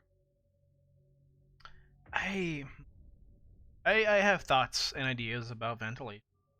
They're not good ones because I'm not good at the site. I'm terrible at this site, and that's mainly because the vertical play kind of flips my head on itself, you know, because the bars Yes. on the floor make it very, very annoying to try and shoot down. And is there an actual orientation to them? So I believe it's just some rooms are horizontal, some are vertical. And you just have to. When you think about it from like an actual perspective of, I mean, the floors can't just kind of float. Like they have to have some sort of way to distribute the weight along to the outside walls. We're thinking from an architectural standpoint. However, more likely those bars do just make that vertical play just that little bit harder and make it a little bit more fun if you're trying to pick out some defenders from above, maybe pick out an attacker from below. And you know, you can make the Echo drone jump up enough. In fact, you can make the Echo drone jump all the way up through a hatch, actually, if you want to take a look at what's up there. Not sure why you would, though, because usually it just gets shot. Yeah, and that's most likely what you're thinking of when I think of that personally is top floor of cafe at the top of red stairs. Most Echoes do just go ahead and let their wings fly and float them upstairs. We'll see bridge on this deep room inside of what is that, jail, and the default cam is still up, giving the intel, but it's not enough as JC Warrior goes ahead and uses the pre-made hole of Karibo against him to take off his head and remove the roaming dock off here. He's going to go ahead and push up inside of Armory, try to take some more map control. He seems to know with the pings that there is another player here, as the Echo is going to go ahead and run away with his tail between his legs, trying to save his life here, but it's not. It actually is enough as he goes ahead and downs the Maverick, but the IQ is hot on his heels, trying to get some sort of refrag, as Colossus will be trying to get another pinch on the other angle. G-Boy will be brought back into the fight via the revive system, and some wallbangs will go ahead and scare out the Echo. He doesn't seem to know exactly where, but JC Warrior, using that LMG, will go ahead and get his second kill of the round. Gonna go ahead and start opening up the hatches here, as the defenders have lost all control of the upstairs, and there is no one there to try and retake it. And that's okay, because it is 1 minute down into the round. All they need to do is watch for the drops, make sure that they're not getting caught out easily. Yeah, and you still have that smokes utility on the board. You can burn about 30 seconds of entry into the site with those 3 sanguine arsenic canisters, but Bridge will go ahead and go upstairs and take the flank watch of IQ off the board, swinging it a little bit more towards the defenders. Castle here does know that somebody dropped inside of bathroom, but Bridge does not know. Kyle got aggressive onto the hatch and dropped straight next to the server rack. Now the plant is gonna be attempted to go down from Windsor Cavs, but Sleepy's playing close with the shotgun close to the window right here, prone, but G-Boy will finally use the verticality to take him out. Now in a 3v1 instance, Dark Matter here with the UMP 45, not the strongest gun, but Colossus using the C7E is a little bit stronger and will take the round back into the favor of Michigan Tech.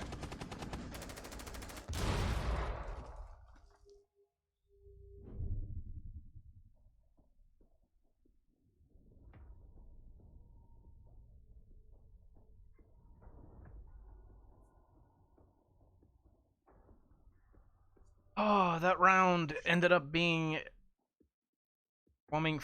towards Cincinnati as Michigan managed to take the upstairs, take the verticality, and then lock down their plan for planting in B, in ventilation. But that didn't go over too well because we still got to see Sleepy underneath the window of sight. How did that get through? How did he sneak over there? Is Mike? Oh well, actually no. We saw him earlier. And he had been there the whole time. He just got missed. Yeah, MT was definitely sleeping on him as he was in a very powerful position and was able to take down the planter. But unfortunately, there was still some people upstairs who had something to say about his location, and the rest of the team was able to set up the proper crossfires and set up post plant.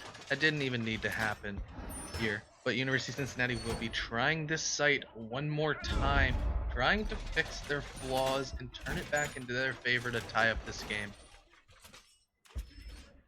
5-4. These teams are very well matched up. And can I go back to my previous stance of yes? Yes. Am I allowed? Okay, thank you. This map is a yes. This map is a yes indeed, as I think it's just mainly both of these teams are so well matched. We're seeing a very good siege from both of these teams. It's exciting, it's exhilarating, it's going to the last second, and these teams are so neck and neck as they're fighting for any sort of dominance that they can put forward, take any momentum, but each blow was just met by another blow, and it's a nobody can slugfest. seem to get the upper hand. Yeah, exactly. It's a good old-fashioned slugfest, and that's some of the best things to watch. You don't ever want to watch a stomping. You want to see two teams duke it out, unintended for Duke, and really show their best. Keep everybody on the edge of their seat. Can I be frank with you? I kind of prefer actually being able to see teams be able to kind of take attack and defense like back and forth like this over seeing a pro league team take 4 or 5 rounds of attack or 6 rounds of defense and then just lose 7 rounds. Yeah, that's like with the way maps are structured in pro league. Like, you just see so many like 5-1 halves on both sides as a 6-6 draw, or a 4-2, like a 4-2 and a 3-3, and then it's like up one team won just because of that one extra round. But having this, it's literally just been back and forth the entire time. No team can seem to just get on that little bit of a run and win anything back to back. They're adjusting so heavily here. And speaking of adjustments, JC Warrior has gone ahead and adjusted his position all the way into Armory and is trying to take out any roamers up top. Caribou's gonna take down Colossus, and down goes the Legion of Frosty Nips, getting headshot actually through the wall. And is Caribou going to stick around, or is he going to wait? He's actually gonna... like he's going to go ahead and stick around, start getting shot at, and the patience pays off as Windsor Caps goes down to Caribou. And that actually is the dead body of a Jackal, providing sort of a line of cover and possibly a distraction, but distract Bridge you cannot, as he will go ahead and take out Jeep Boy. And now I do have to say the Duke is probably very happy in the operator selection. Scale does go ahead and pick the fuse, and the IQ goes ahead and takes out the dock here. Now Kyle will be using all of his utility to break as many holes as possible and remove any defenders from directly below him. But in a 2v3 instance, it is going to be a little bit of an uphill battle for the rest of this round. Oh, he does see somebody. Oh, just misses them. Well, where is JC Warrior? JC Warrior is downstairs trying to secure their plant. Meanwhile, Kyle is doing is giving due diligence to try and get angles that will let them actually plant. But gets shot at. And JC Warrior is gonna try to stick that plant. There's nobody currently challenging him. Breach is running though. Breach is running for it. And the plant goes down despite the smoke. And upstairs goes Breach, takes on Kyle. Sleepy takes on JC Warrior, and that's the fuse from Cincinnati. Yep, tying the game up again at 5-5. Every single time the defenders lose, like the attackers are just taking the first attack, and then these defenders are able to just make those little bit of micro adjustments because every round is so close to swing it back into their favor. Here, I initially thought that Sleepy Smoke did miss. However, it went ahead and just trapped. I believe it was JC was planting Yeah. as he was completely trapped in the corner. As soon as he stepped right out, he inhaled some of that gas and his life was taken.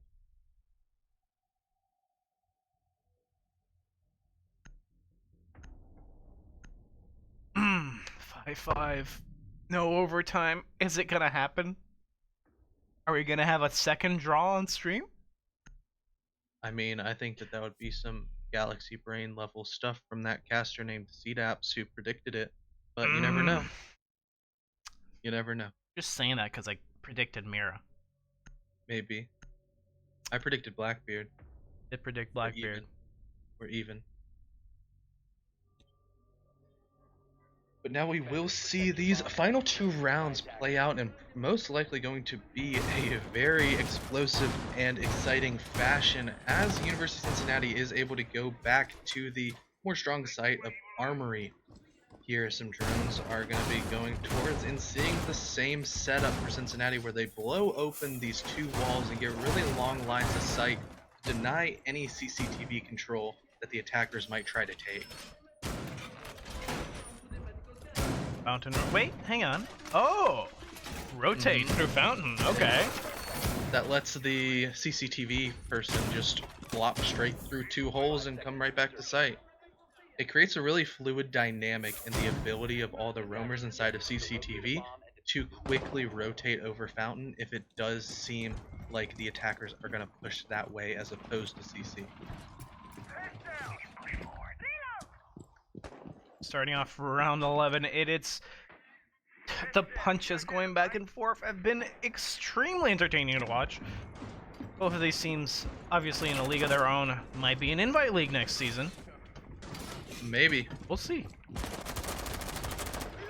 And it is interesting to see that this actually is MTU's B team showing out so strong. I want to see exactly what their A team can do if this is their B team. So they're putting on quite the show for us here as Windsor Caps is going to be aggressively peeking some holes. Oh, actually almost takes out the Monty, which could have spelled disaster here. But Gale is cooking up a nade, trying to remove Bridge from his position in conjunction with the Jackal tracks. Trying to go here, but he will be successful. And it is quite ironic to see a Jaeger die by grenade, because he probably went ahead and said you don't have to worry about grenades now when he placed down his ADSs, but that couldn't have been further from the truth. That is true. However, I'm going to go ahead and guess that all of the grenades were put on, well, Sight. site.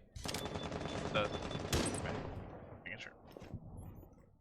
Now the Ella will be tracked out by Colossus with this Nox X tracking tool of Jackal, getting her position pinged every couple of seconds for everyone to see. Is now Kyle will be getting a little bit aggressive, taking out an ADS here and swinging the door with his shield covering himself. He's gonna try to get in. Rebo is gonna go ahead and use these angles to take out Jeep Boy on the Maverick, but the Monty has taken sight. But that doesn't matter if the diffuser's left on the balcony as Karibo takes out the Thermite. And now Kyle's in a place all by himself. He has to retreat out because he has no cover. Dark Matter will take out Colossus and swing this to a 2v4 for the defenders. To go ahead and make it a 1v4, and there's a whole lot of defenders wanting to get Monty as Sleepy goes ahead and takes him out. That's going to be it for Cincinnati this one. It's 5-6. It's 5-6. It's tenable. This is the last round of the series. Doesn't matter who wins this round. They have to go to jail. Or they're gonna go to bathroom tellers. Interesting choice.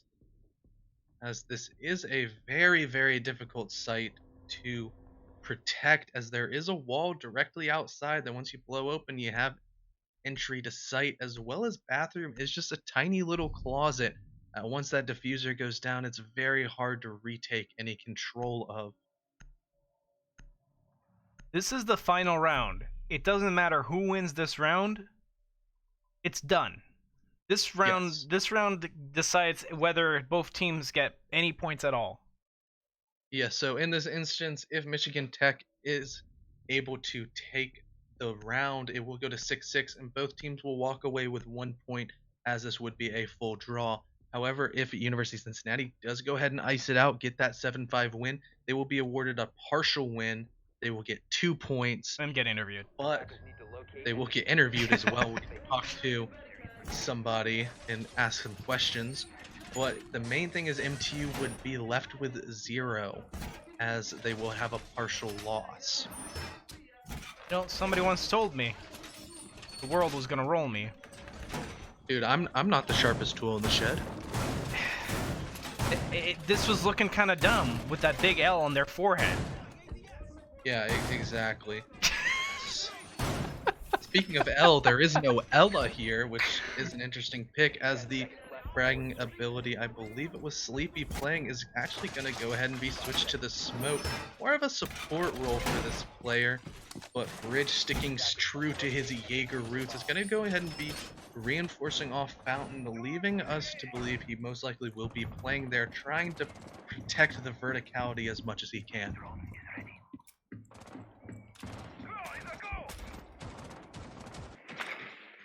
Here's some drone work. We'll be going in through CCTV, trying to get some control for the attackers as they move forward. Alright, I'm just gonna... Can I just point out something? Oh, destruction bug? Second. Right. Oh. Bomb located by attackers. That is round changing in the instance where University of Cincinnati would not be able to have any lines of sight onto the site beneath them. So we will go ahead and, as we said, put the value of the competitive integrity of this game above all, and go ahead and give you a rehost break, and we will be back shortly. Yep, we will be right back. We'll be to a quick intermission, and yep, 2 minutes.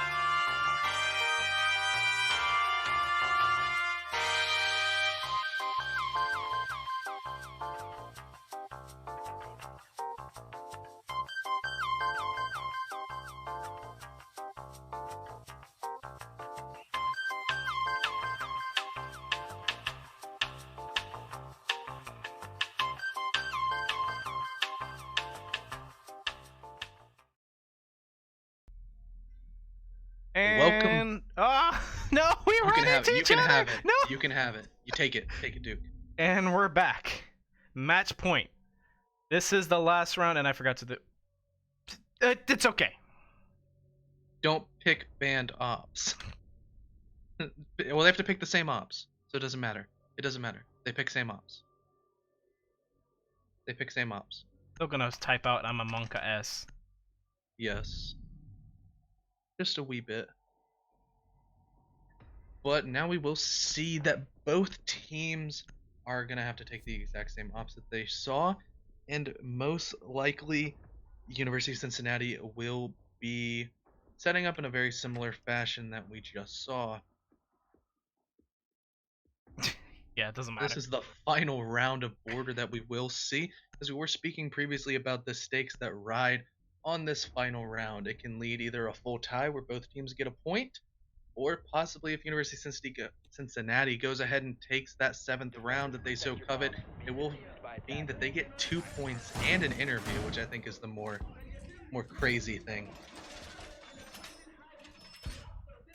Oh I think my more God. people want the interview more than the points, right, Duke? Mm-hmm. You want to come talk to us? You know what? For this one, we'll do an experimental dual interview. Why not? It's. Chat, I fought for it. We got it. Oh my God. If they tie, both captains will be interviewed. Honestly, I just saw in the chat, Border is cursed. Border is a little bit cursed. Border is a little bit cursed. Border scuffed, border's cursed. I haven't noticed it this game, but something that used to happen a lot, when observing Border before, was in between rounds there would just be this noise that would just play out for whatever reason, and it's just, it was bad. It was really, really bad. I don't know how to describe it. It's just like a yeah, like a lulling roar that just overtakes and overpowers everything. But now 3 attackers will be getting really aggressive and taking armory control in a very quick matter. However, they did just go ahead and bypass Bridge, leaving the opportunity for him to go ahead and make a quick little rotate across that balcony from CC into Armory. However, Frosty Nips will go ahead and just fall back as his location is known after the drone work from the rest of MTU. He's falling back, possibly going to drop the hatch if things get a little bit too hot for him. Speaking of hot, there is some shots coming out as he goes ahead and uses this ACOG to try to cut some long angles, possibly accidentally drops the hatch, and fountain control will be into the hands of Michigan Tech. Well, he may have accidentally dropped, but that was the right call to do right there, as JC Warrior gets the head of Karibu, and around the corner, Breege takes down JC Warrior, thinking that that room was safe, but it is not. It's never safe when Bridge is on the board, because CCTV seems to be his second home on defending. He definitely knows how to play that position, and play it well he does. But some wall bangs are going to try to remove him, as he is kind of stuck with these hatches unopened. He's effectively trapped the attackers up here, because either they deal with him or they leave. And the attackers seem to really want. Ooh, Sleepy's gonna get this shotgun from below. That's through the floor. Yeah, That's a great angle. Now in a 3v4, there's 50 seconds left, and the attacker are gonna have to push in if they want to tie this game up.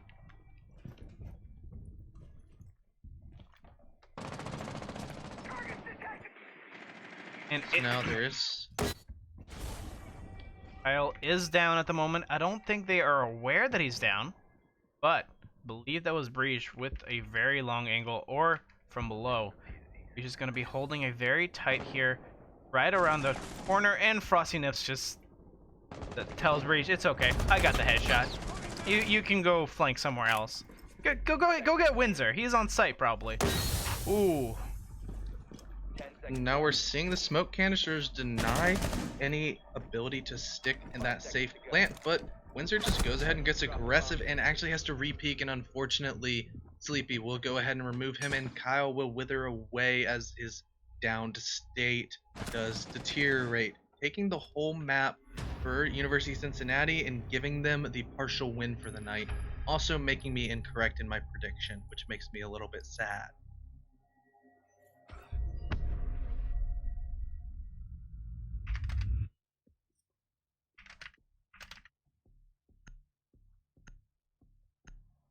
Setting up the real quick.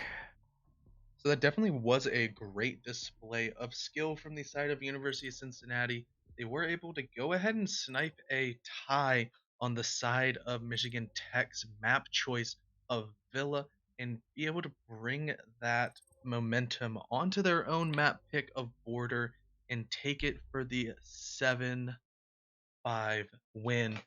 So now I actually don't know the exact location of any sort of standings in this division, as I'm not that comfortable with exactly how every single team in Open is doing because it is quite large in that instance. There is what 100. 144.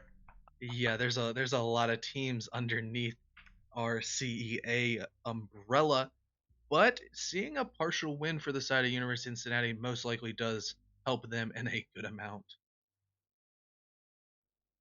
Oh, getting sleepy that you see. Not sure. Where he went, he disappeared. Oh, he's back. He's moving everywhere.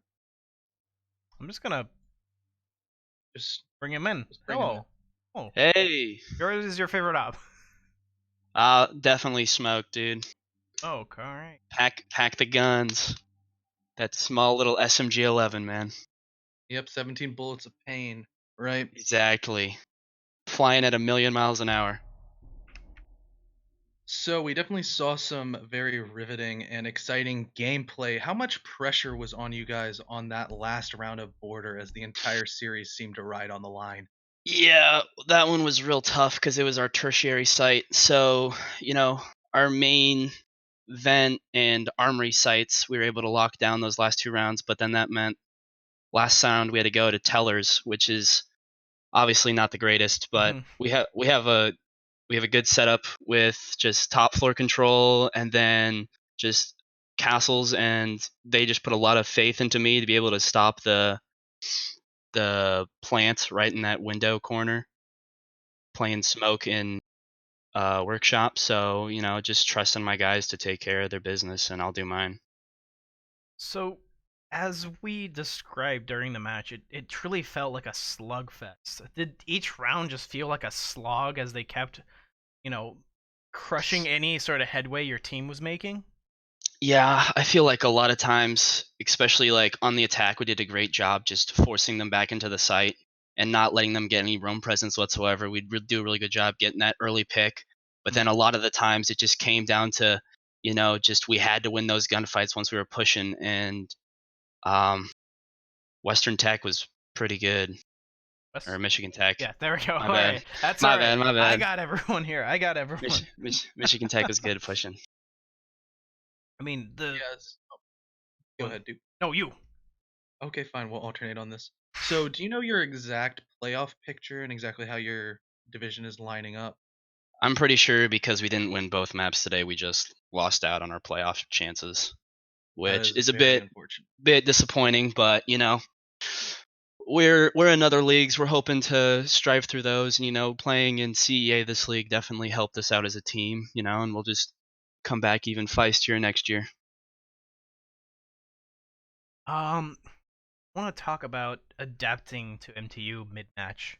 Is there any particular picks that you guys took that you feel like was different or out of your usual playbook?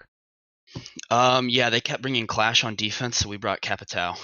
That's pretty much it. Like we haven't in scrims or in just playing other teams really haven't had that much experience playing against Clash. So playing against them was definitely rattled our cages a little, but we were eventually able to overcome that, and we just picked Capitao, and it just really kind of pushed her off. And a good thing about Clash is that she can just hold something down with that shield. She can just stare at you. But with Capitao, you have a real good chance of like pushing her off that with those fire bullets, and you can take that area that she's trying to deny you. Have any more C-Deps or? I think I'm all good. Well, I think the last thing I was gonna ask is, How did you enjoy the mind games? The mind games. So now you already stated that Yeah. the clash was terrifying, but then the fact that Yeah. they kept swapping that out on you. Honestly, we were kind of scared about the clash pick. We were just trying to maybe work a way around it and then just try and get some picks on the teammates because while Clash is really good at holding down or holding areas, not allowing us to advance, she also has a shield, which means it's not too great of a gun. So that means we got 5 guns versus 4. Let's win those gunfights and then we can deal with the Clash. That's very solid thing. Right, Alrighty. So I guess we can go ahead and wrap up this interview with our main mans from University of Cincinnati being sleepy. And speaking of sleepy, if you find yourself getting at a bit of a lack of energy, you can go ahead and go over to one of our sponsors, Rogue Energy, and get some wonderful energy supplement to keep you on your edge. And when you're checking out, if you go ahead and use code CEA, you can go ahead and get 10% off of your order. In addition to the rest of our sponsors, there is CORSAIR, who have been fortunate enough to join us in this season's endeavor, as they have a good amount of peripherals in addition to other computer parts that are of high quality for you to buy. Also joining us is What's New.gg, who are a great apparel company, who also, there is a little bit of a rumor in the works that there's some CEA merch on the way. Ooh. I due to recent events, things have Ooh. slowed down a little bit, so I'm not going to speak to Unfortunate. that. So scratch everything I said except Well, we'll we have love it all out. we love all of our sponsors. We have it out. We have it designed. It'll be there. Nice. Yep. So I've been CDAPS. I've been Duke Carge. And Thank you for having me, we'll boys. Yep. And we'll go ahead and see you guys tomorrow.